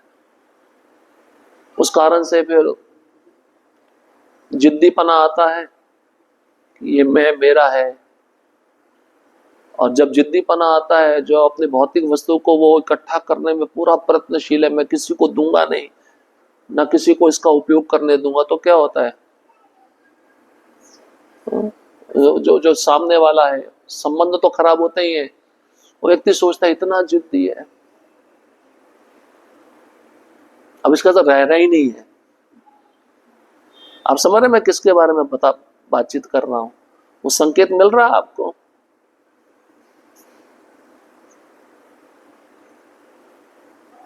बाद में चर्चा करेंगे। इसलिए घर वालों को भी समझो, समझ के चलो, लेके चलो, बहुत जरूरी है।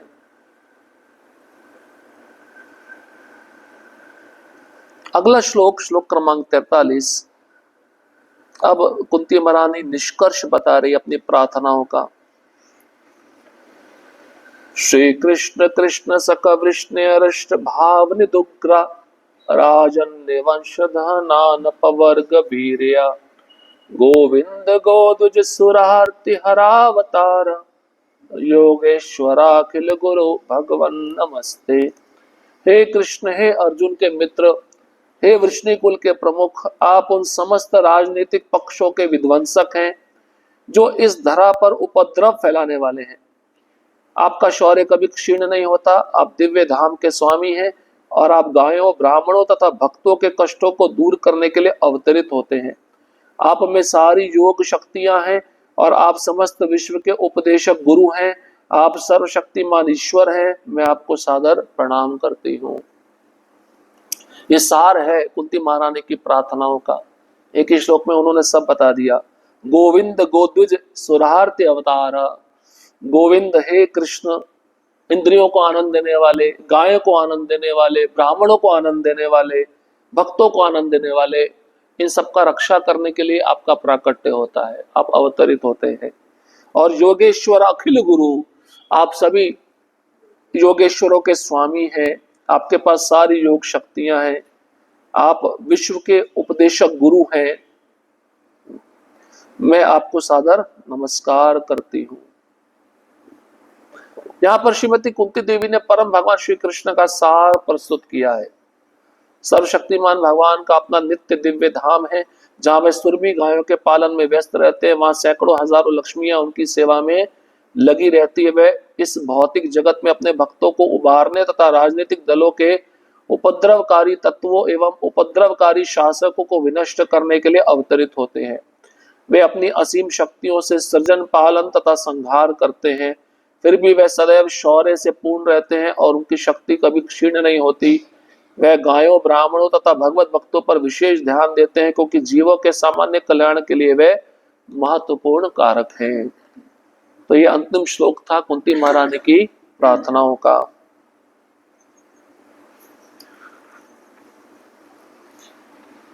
श्लोक क्रमांक 44।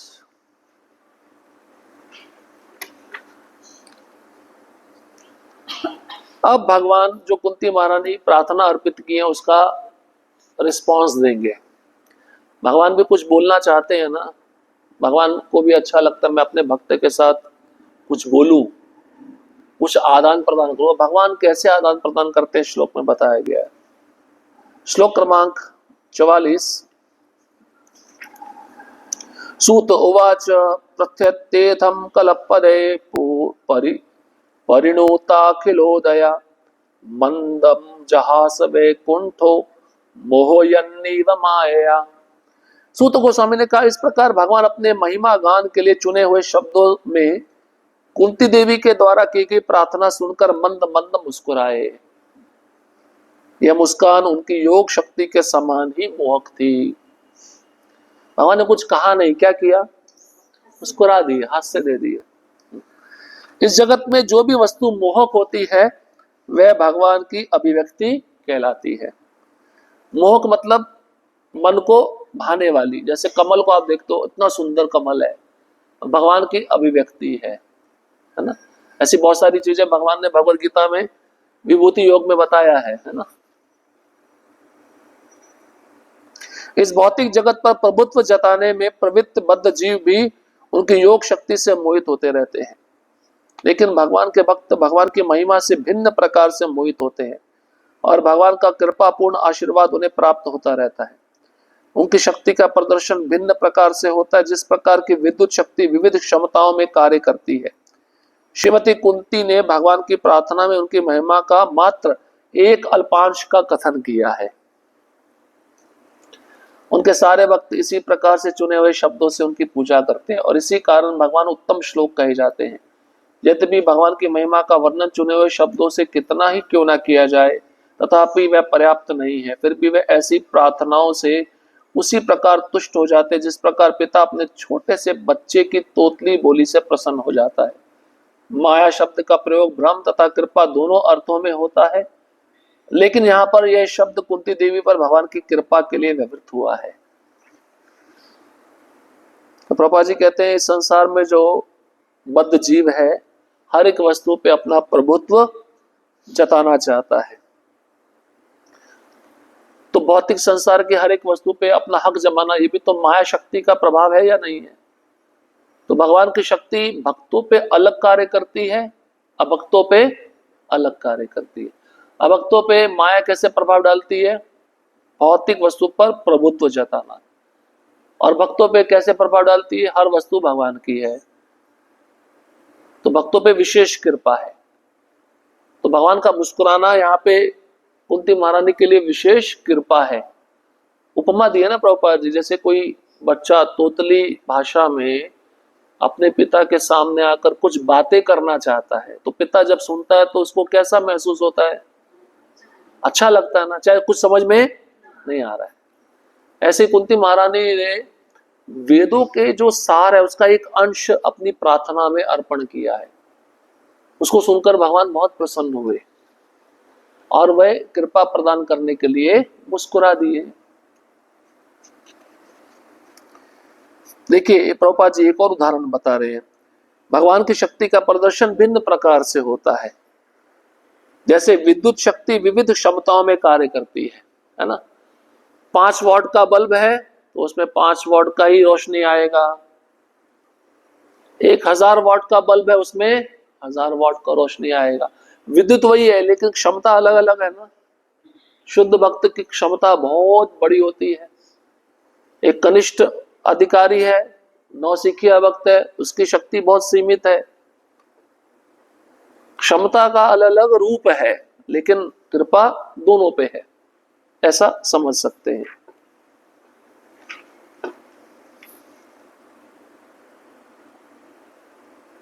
तो भक्तों के लिए माया शक्ति कृपा होती है और अभक्तों के लिए माया शक्ति भ्रम होती है। भ्रम मतलब फंसा देना, समझते हैं? किसी मोहक वस्तु को देखकर आकर्षित हो जाना, आसक्त हो जाना, ये भ्रम है। भ्रम सत्य नहीं है लेकिन उसको सत्य मान रहे हैं, ये भ्रम।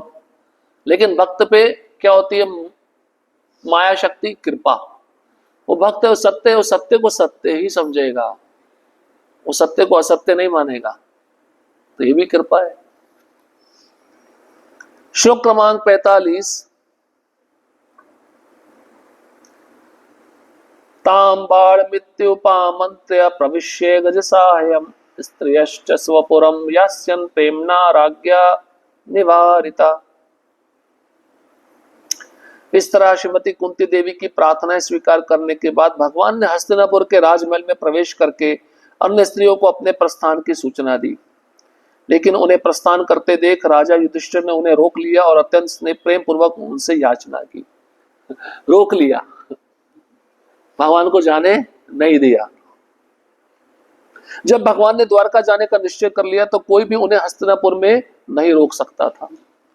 लेकिन राजा युधिष्ठिर का यह सरल अनुरोध कि वे कुछ दिनों तक और रह जाएं, इसका तत्काल प्रभाव पड़ा। इससे पता चलता है कि राजा युधिष्ठिर की शक्ति प्रेम युक्त स्नेह की थी जिससे भगवान इनकार नहीं कर सके। भगवान को कोई रोक सकता है लेकिन भगवान को महाराज युधिष्ठिर ने रोक लिया अपने प्रेम के कारण। भगवान को कोई बांध सकता है लेकिन माता यशोदा ने बांध लिया प्रेम के कारण। देखिए इससे पता चलता है भगवान कितने अधीन है। मान लेते हैं, सारा संसार उनका मानता है लेकिन वो अपने भक्त का मानते हैं। इस प्रकार सर्वशक्तिमान भगवान केवल प्रेममयी सेवा से जीते जाते हैं, अन्य किसी प्रकार से नहीं। वे अपने समस्त व्यवहारों में पूर्ण रूप से स्वतंत्र हैं, लेकिन अपने शुद्ध भक्तों के स्निग्ध प्रेम का ऋण वे स्वेच्छा से स्वीकार करते हैं। अब श्लोक क्रमांक 46 और 47 में महाराज युधिष्ठिर ऐसा दिखा रहे हैं कि मैं कर्मी हूं, मैं भौतिकतावादी व्यक्ति हूं, और उनको शांत करने का भगवान अब प्रयास करेंगे, क्योंकि युद्ध हुआ था ना, युद्ध का कारण महाराज युधिष्ठिर अपने को मान रहे थे। श्लोक क्रमांक 46, व्यासाद्यरीश्वरे हाग्ये कृष्णेताद्भुत कर्मणा प्रबोधितो अपि तिहान सेना बुद्ध्यत शुचार्पिता। अत्यधिक शोक में डूबे हुए राजा युधिष्ठिर व्यास आदि मुनियों तथा अद्भुत कर्म करने वाले साक्षात भगवान कृष्ण के उपदेशों से तथा समस्त ऐतिहासिक साक्ष्य से संतावना नहीं पा सके। अब भगवान एक योजना बना रहे हैं। महाराज युधिष्ठिर को सांत्वना प्राप्त नहीं हो रही, उनको यही लग रहा है कि ये जो युद्ध हुआ मेरे कारण हुआ, मेरे कारण इतने लोगों को मरना पड़ा, इतने घर बर्बाद हो गए। अब भगवान चाहते तो उनको संतावना दे सकते ना, उपदेश देकर। यहाँ पे क्या कहते हैं, व्यास देव जी समझा रहे हैं, युधिष्ठिर महाराज नहीं मान रहे। मुनिगण समझा रहे हैं, युधिष्ठिर महाराज नहीं मान रहे। भगवान समझा रहे हैं, ऐतिहासिक साक्ष्य बता रहे हैं। अरे युद्ध धर्म के लिए लड़ा गया। आप ऐसा मत सोचो कि आपको हम राजा बनाना चाहते हैं। आप धर्म युक्त हो, आप राजा बनोगे तो आप प्रजा का अच्छे से पालन करोगे। तब भी युधिष्ठिर महाराज अपने को दोषी मान रहे हैं। तो युधिष्ठिर महाराज को अब कैसे समझाया जाए? कौन समझाएगा? विष्णु पितामह समझाएंगे। तो भगवान अभी ऐसा योजना बना रहे हैं। तो भगवान क्रेडिट नहीं लेना चाहते, भगवान अपने भक्तों को क्रेडिट देते हैं। हम सेवा करें तो सारा क्रेडिट हम ले जाना चाहते हैं। भौतिक संसार में ऐसा ही है।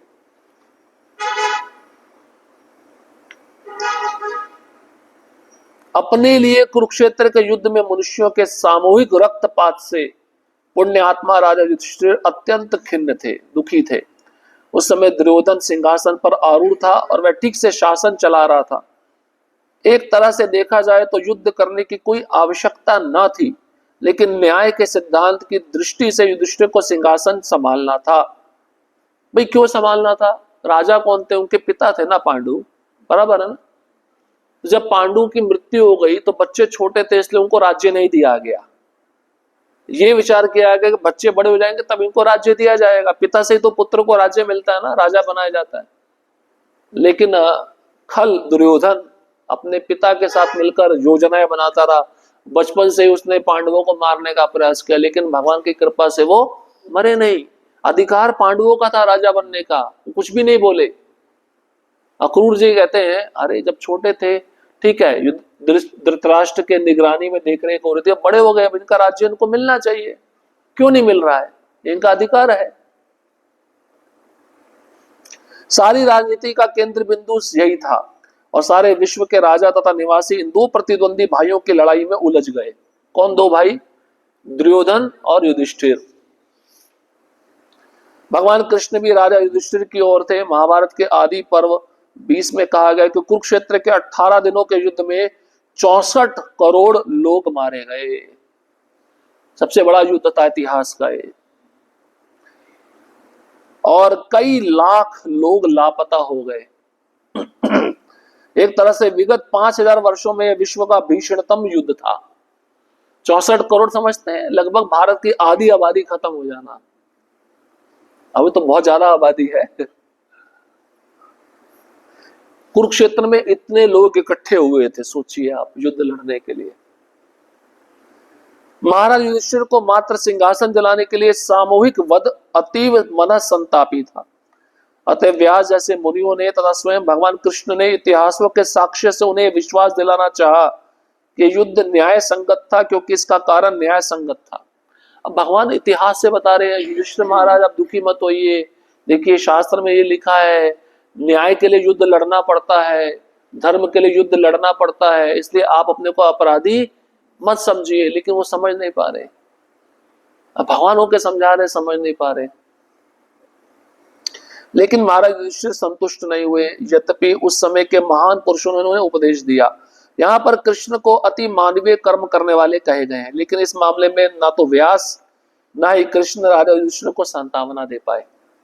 तो क्या इसका अर्थ यह हुआ कि वे अति मानवीय कर्ता सिद्ध नहीं हो पाए? कौन? भगवान। भगवान के बारे में बोले गया अद्भुत कर्मणा, अद्भुत कर्म करने वाले। अरे समझा सकते थे ना, तो समझा नहीं पाए, इसका मतलब वो अति मानवीय कार्य नहीं कर पाते। कर पाते हैं, लेकिन उनकी इच्छा है कि मेरे से ना सुने, ना मेरे से समझे, युधिष्ठिर महाराज से समझे, भीष्म पितामह से समझे। नहीं, ऐसा कतई नहीं है। इसकी विवेचना यह है कि भगवान ने ईश्वर के रूप में राजा युधिष्ठिर तथा व्यास दोनों के ही हृदय में स्थित होकर इससे भी अधिक अति मानवीय कार्य किया, क्योंकि भगवान की ऐसी इच्छा थी कि मेरे उपदेश से युधिष्ठिर महाराज संतुष्ट ना होकर भीष्म पितामह के उपदेश से संतुष्ट हो जाएं। राजा युधिष्ठिर के परमात्मा के रूप में उन्होंने राजा को व्यास तथा स्वयं एवं अन्यों के शब्दों से आश्वस्त नहीं होने दिया, क्योंकि वे चाहते थे कि राजा मरणासन भीष्मदेव से उपदेश ग्रहण करे, जो भगवान के एक और महानतम भक्त है। भगवान चाहते थे कि अपने भौतिक अस्तित्व के अंतिम समय में महान योद्धा भीष्मदेव उनका साक्षात दर्शन करें। किनका? कृष्ण का। बहुत देखो भगवान कितनी इच्छाएं पूरी करते हैं, एक समय में बहुत सारे लोगों की इच्छा को पूरा कर देते हैं। और उस समय सिंहासनारूढ़ अपने पौत्रों राजा युधिष्ठिर इत्यादि को देखे और इस तरह वे शांति पूर्वक मृत्यु को प्राप्त हो। भीष्मदेव पांडवों के विरुद्ध युद्ध करने के कारण तनिक भी प्रसन्न न थे, क्योंकि सारे पांडव उनके पितृविहीन पौत्र ही तो थे। लेकिन क्षत्रिय लोग अत्यंत कठोर होते हैं, अतः उन्हें दुर्योधन का पक्ष ग्रहण करना पड़ा, क्योंकि दुर्योधन के द्वारा ही उनका भरण पोषण हो रहा था। क्या कारण था? भीष्म पितामह को दुर्योधन का पक्ष क्यों लेना पड़ा? क्योंकि उसका अन्न खा रहे थे। देखो, इसलिए गलत व्यक्ति का अन्न खाना भी दूषित बुद्धि पैदा कर देता है। इसलिए वो द्रौपदी की जब निर्वस्त्र हो रही थी कुछ भी नहीं बोले। इसके अतिरिक्त भगवान की इच्छा भी थी कि राजा युधिष्ठिर भीष्मदेव के वचनों से सांत्वना पाए, जिससे दुनिया देख सके कि भीष्मदेव ज्ञान में सबसे, यहां तक कि भगवान से भी बढ़कर थे। भगवान के अंदर ईर्ष्या द्वेष नहीं है। देखो, भगवान अपने से भी ज्यादा ज्ञान अपने भक्तों को दे देते हैं और उसके पास ले जाके उसको समझाते हैं। सारा क्रेडिट भगवान उनको दे रहे हैं, जबकि भगवान के पास जो ज्ञान है उससे अधिक ज्ञान किसी के पास नहीं होगा। श्लोक क्रमांक 47। अह राजा धर्मसुतं चिन्तयन् सुहृदां वदं प्राकृतेनात्मना विप्रा स्नेहमोह वशं गता। धर्मपुत्र राजा युधिष्ठिर अपने मित्रों की मृत्यु से अभिभूत थे और सामान्य भौतिकतावादी मनुष्य की भांति शोक संतप्त थे। हे मुनियों, इस प्रकार स्नेह से मोहग्रस्त होकर वे बोले। ऐसे पागल होता ना, पागल व्यक्ति अपने को दोषी मानता है, मेरे कारण ये सब हुआ, ऐसा युधिष्ठिर महाराज अपने को दिखा रहे हैं। शोक संतप्त, एक सामान्य भौतिकतावादी मनुष्य की तरह अपने को दिखा रहे हैं।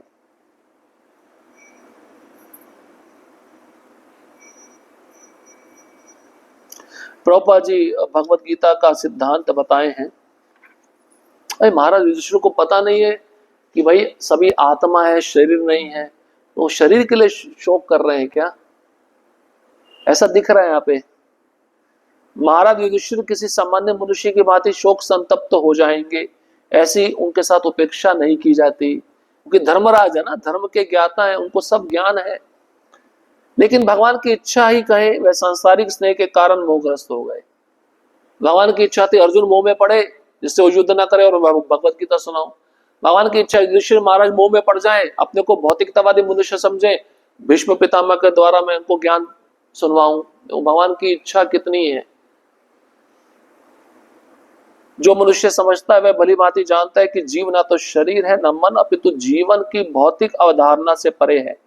सामान्य मनुष्य हिंसा तथा हिंसा को शरीर के संबंध में देखता है, लेकिन यह एक प्रकार का मोह है। प्रत्येक व्यक्ति अपनी वृत्ति के अनुसार कर्तव्य से बंधा हुआ है। क्षत्रिय को सही निमित्त के लिए विरोधी पक्ष की परवाह न करते हुए युद्ध करना होता है। इस प्रकार कर्तव्य पालन करते हुए मनुष्य को शरीर के विनाश से विचलित नहीं होना चाहिए, क्योंकि यह शरीर जीवंत आत्मा का बाहरी पहनावा मात्र है।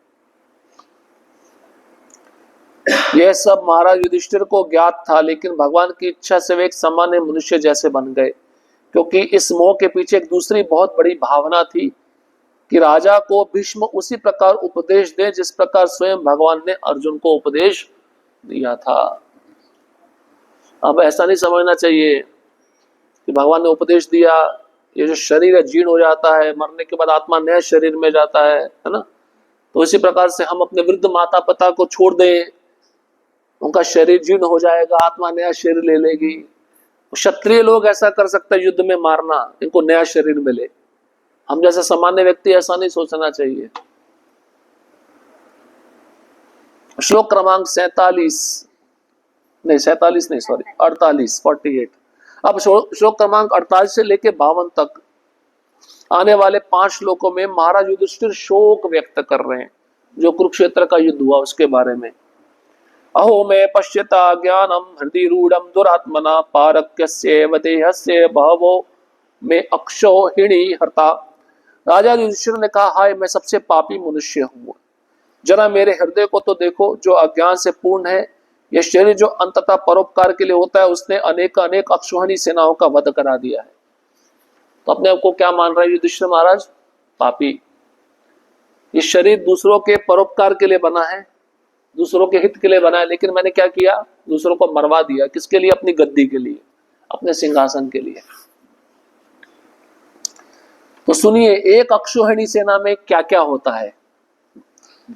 21,870 रथ होते हैं, 21,870 हाथी होते हैं, 1,09,650 पैदल सैनिक होते हैं तथा 65,600 घुड़सवार। ये इसका एक व्यू मिला के एक अक्षोहिणी सेना होता है। ऐसा 18 अक्षोहिणी सेना थी। 11 अक्षोहिणी सेना कौरवों के पक्ष में और 7 अक्षोहिणी सेना पांडवों के पक्ष में। और सोचिए मैदान कितना बड़ा होगा युद्ध करने के लिए। कुरुक्षेत्र के युद्ध में कई अक्षोहिणी सेना मारी गई थी। महाराज युधिष्ठिर संसार के सर्वश्रेष्ठ धर्मात्मा राजा होने के कारण इतनी भारी संख्या में जीवों के वध का उत्तरदायित्व अपने ऊपर लेते हैं, क्योंकि यह युद्ध उन्हें ही सिंहासनारूढ़ कराने के लिए लड़ा गया था। अब सोचिए इतना जिम्मेदारी से बोल रहे हैं कि सब इसके पीछे कारण कौन है? मैं हूं। आजकल के राजनेता लोग गद्दी के लिए किन किन को मरवा देते हैं, कभी वो ऐसा जिम्मेदारी लेते हैं कि मैंने मरवाया है? सोचिए, इसका मतलब गद्दी का लालच नहीं है युधिष्ठिर महाराज को, सिंहासन नहीं चाहते, आसक्ति नहीं है। भाई आसक्ति के कारण ही कोई किसी को मारेगा ना कि उसको पद ना मिले, मैं ही प्राप्त करूं। ये होता है राजा।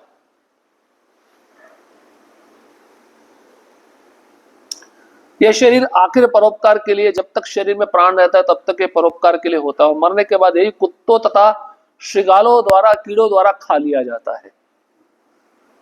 वह खेदग्रस्त हुए कि इस नश्वर शरीर के लिए इतना बड़ा नरसंहार किया। तो जीते जी शरीर दूसरों की सेवा में लगे रहना चाहिए। मरने के बाद इस शरीर को कौन खाएगा? देख लीजिए। श्लोक क्रमांक 49। बाल द्विज सुहृन्मित्र पितृ भात्र गुरुद्रोह नामेस्यान निरन्यान मोक्षोहापि वर्षायुता युते। मैंने अनेक बालकों, ब्राह्मणों, शुभ चिंतकों, मित्रों, चाचा ताऊओं, गुरुओं तथा भाइयों का वध किया है। भले मैं लाखों वर्षों तक जीवित रहूं, लेकिन मैं सारे पापों के कारण मिलने वाले नरक से कभी भी छुटकारा नहीं पा सकूंगा। ये शोक कर रहे हैं युधिष्ठिर महाराज। जब भी युद्ध होता है, निर्दोष प्राणी, बालक, ब्राह्मण, स्त्रियां, जिनका वध सर्वाधिक पापपूर्ण माना गया है, वे भी मारे जाते हैं। ये कैसे मारे जाते हैं? ये युद्ध लड़ने थोड़ी ना जाते हैं। बालक, स्त्रियां, ब्राह्मण, ये कैसे मारे जाते हैं? हाँ, जो घर का बुजुर्ग होता है वो लड़ने गया तो इन पे आश्रित था ना, सारे परिवार के लोग उस पे आश्रित, तो मर गया, अभी कमाने के लिए कोई नहीं है। एक तरह से वो भी मारेगा युद्ध में। तो पाप किसके ऊपर जाएगा? वो राजा के ऊपर जाएगा। वो बच्चे अनाथ हो गए, किसी का पिता चला गया, किसी का पति चला गया, किसी का भाई चला गया, तो इस दृष्टि से सोच रहे हैं मैं ही इनके इनके इनके पीछे कारणीभूत कौन है? मैं ही हूं, मुझे अनेक जन्मों तक नरक में वास करना पड़ेगा।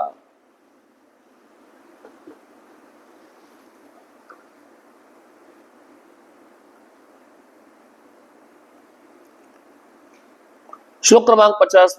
नैनोराज्ञ प्रजा भर्तुर धर्म युद्धे वधोदृशाम इति मेना तु बोधाय कल्पते शासनम वचः। जो राजा अपनी प्रजा के पालन में लगा रहकर सही निमित्त के लिए वध करता है, उसे कोई पाप नहीं मिलता, नहीं लगता, लेकिन यह आदेश मेरे ऊपर लागू नहीं होता। एक तरह से कह रहे हैं कि अगर शास्त्र के अनुसार युद्ध लड़ा जाए, अपनी प्रजा के पालन के लिए युद्ध लड़ा जाए, उसमें कोई पाप नहीं लगता, लेकिन ये पाप मुझ पे लगेगा, ये आदेश मेरे पे लागू नहीं होते।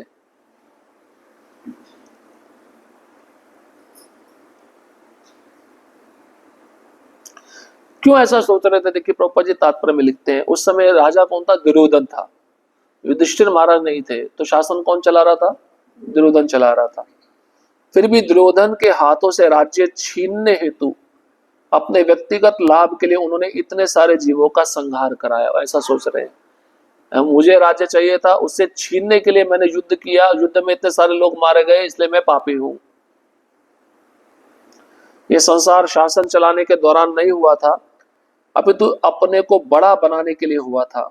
ये संहार शासन चलाने के लिए, शासन चलाने के दौरान नहीं हुआ था, अपितु अपने को बड़ा बनाने के लिए। मतलब मैं सर्वश्रेष्ठ बनूं। भाई दुर्योधन जो था अपने को राजा बनाना चाहता था ना, उसी कारण से उसने युद्ध किया। मैं श्रेष्ठ हूं, मैं महान हूं, उसी कारण इतना बड़ा संहार हुआ। अतएव उन्होंने इस पाप के लिए स्वयं को दोषी समझा। स्त्रीणाम मदबंधूनाम द्रोहो यो असाविहोत्थिता कर्म भी ग्रह मेधिर्ये नाहम कल्पो व्यपोहितुम। मैंने अनेक स्त्रियों के बंधुओं का वध किया है, और इस तरह मैंने इस हद तक शत्रुता मोल ली है कि भौतिक कल्याण कार्य के द्वारा इसे मिटा पाना संभव नहीं है। तो युद्ध में जो लोग बच गए थे, तो वो युधिष्ठिर महाराज के शत्रु बन जाएंगे ना, शत्रुता मोल ली है। इसलिए वे कह रहे हैं कि भौतिक कल्याण कार्य के द्वारा इसे मिटा पाना संभव नहीं। मैं कोई पुण्य करूंगा, यज्ञ करूंगा, इससे युद्ध में जितने लोग मारे गए उसका प्रायश्चित करने के लिए, तो यज्ञ पुण्य कर्म भी मुझे इस पाप से बचा नहीं पाएगा। क्योंकि महाराज युधिष्ठिर ने अश्वमेध यज्ञ किए थे ना, इस पाप से छुटकारा पाने के लिए। तो ऐसा सोच रहे हैं, वो मैंने 3 अश्वमेध यज्ञ किए, इस पाप से मुझे छुटकारा नहीं मिलने वाला यज्ञ करके भी।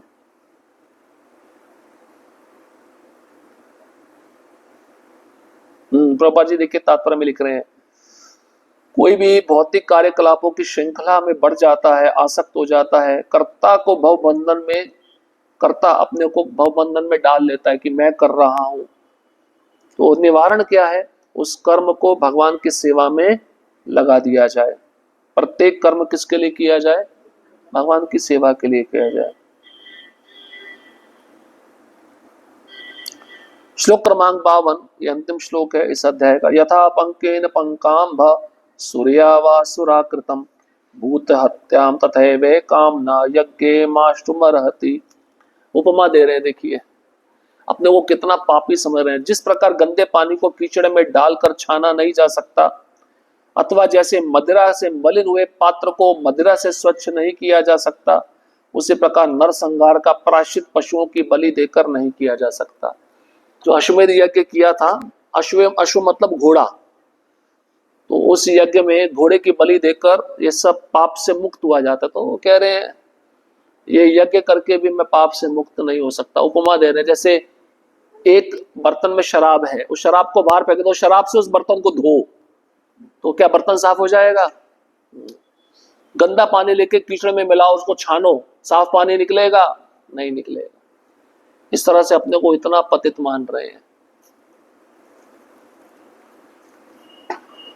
देखिए प्रभुपाद जी लिख रहे हैं, अश्वमेध यज्ञ या गोमेध यज्ञ जिसमें घोड़े या सांड की बलि दी जाती है, वास्तव में पशुओं के वध करने के लिए नहीं थे। सुनिए ध्यान से, भगवान चैतन्य ने बतलाया कि यज्ञ की वेदी पर बलि किए गए ऐसे पशुओं को पुनः जीवन दान दिया जाता था। मंत्रों में इतनी शक्ति होती थी, वो जो बलि चढ़ रहा है वो उस व्यक्ति को, उस जीव को या तो मनुष्य शरीर मिल जाता था, नहीं तो वो योनि द्वारा मिल जाती थी, पुनर्जीवित हो जाता था, मंत्र की शक्ति को दिखलाने के लिए।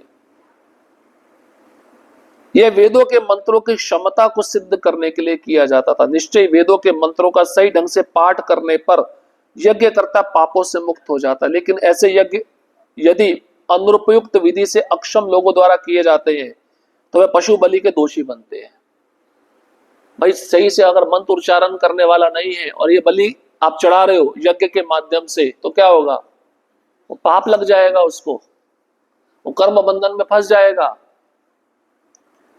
कलह तथा दंभ के इस युग में ठीक से यज्ञ संपन्न करवाना संभव नहीं, क्योंकि ऐसा यज्ञ संपन्न करने वाले दक्ष ब्राह्मणों का अभाव है। इसलिए महाराज युधिष्ठिर कलयुग में यज्ञ संपन्न करने का संकेत देते हैं। कलयुग के लिए एकमात्र संस्तुत यज्ञ हरिनाम यज्ञ है, जिसका सूत्रपात भगवान श्री चैतन्य महाप्रभु ने किया। लेकिन किसी को पशु वध करने के बाद ऐसा हरिनाम यज्ञ संपन्न करके प्रायश्चित नहीं करना चाहिए। अब किसी ने पशु की बलि चढ़ा दी और हरिनाम रख लिया, जो मैंने पाप किया उससे मुझे प्रायश्चित मिल जाए, ऐसा नहीं करना चाहिए। भगवान के भक्त कभी भी स्वार्थवश पशुवध नहीं करते, लेकिन वे क्षत्रिय धर्म कर्म करने से कभी पीछे नहीं हटते, जैसा भगवान ने अर्जुन को आदेश दिया था। अतएव जब प्रत्येक वस्तु भगवान की इच्छा के लिए की जाती है तो सारा काम बन जाता है। ऐसा करना भक्तों के लिए ही संभव है। इस प्रकार श्रीमद् भागवतम के प्रथम स्कंद के अंतर्गत कुंती द्वारा प्रार्थना तथा परीक्षित की रक्षा नामक 8वें अध्याय के भक्ति वेदांत तात्पर्य पूर्ण हुआ। तो अगला जो अध्याय है भीष्म पितामह की स्तुति आएगी। अब भगवान कृष्ण सभी पांडव और द्रौपदी को लेकर उस युद्ध स्थल में जाएंगे जहां भीष्म पितामह तीरों की शैया पर लेटे हैं, और उनके मुख से राजा युधिष्ठिर ज्ञान प्राप्त करेंगे, उनको शांति मिलेगी और भीष्म पितामह स्तुति करेंगे। ठीक है, हरे कृष्णा कृष्ण कृष्ण हरे हरे, हरे राम राम राम हरे हरे।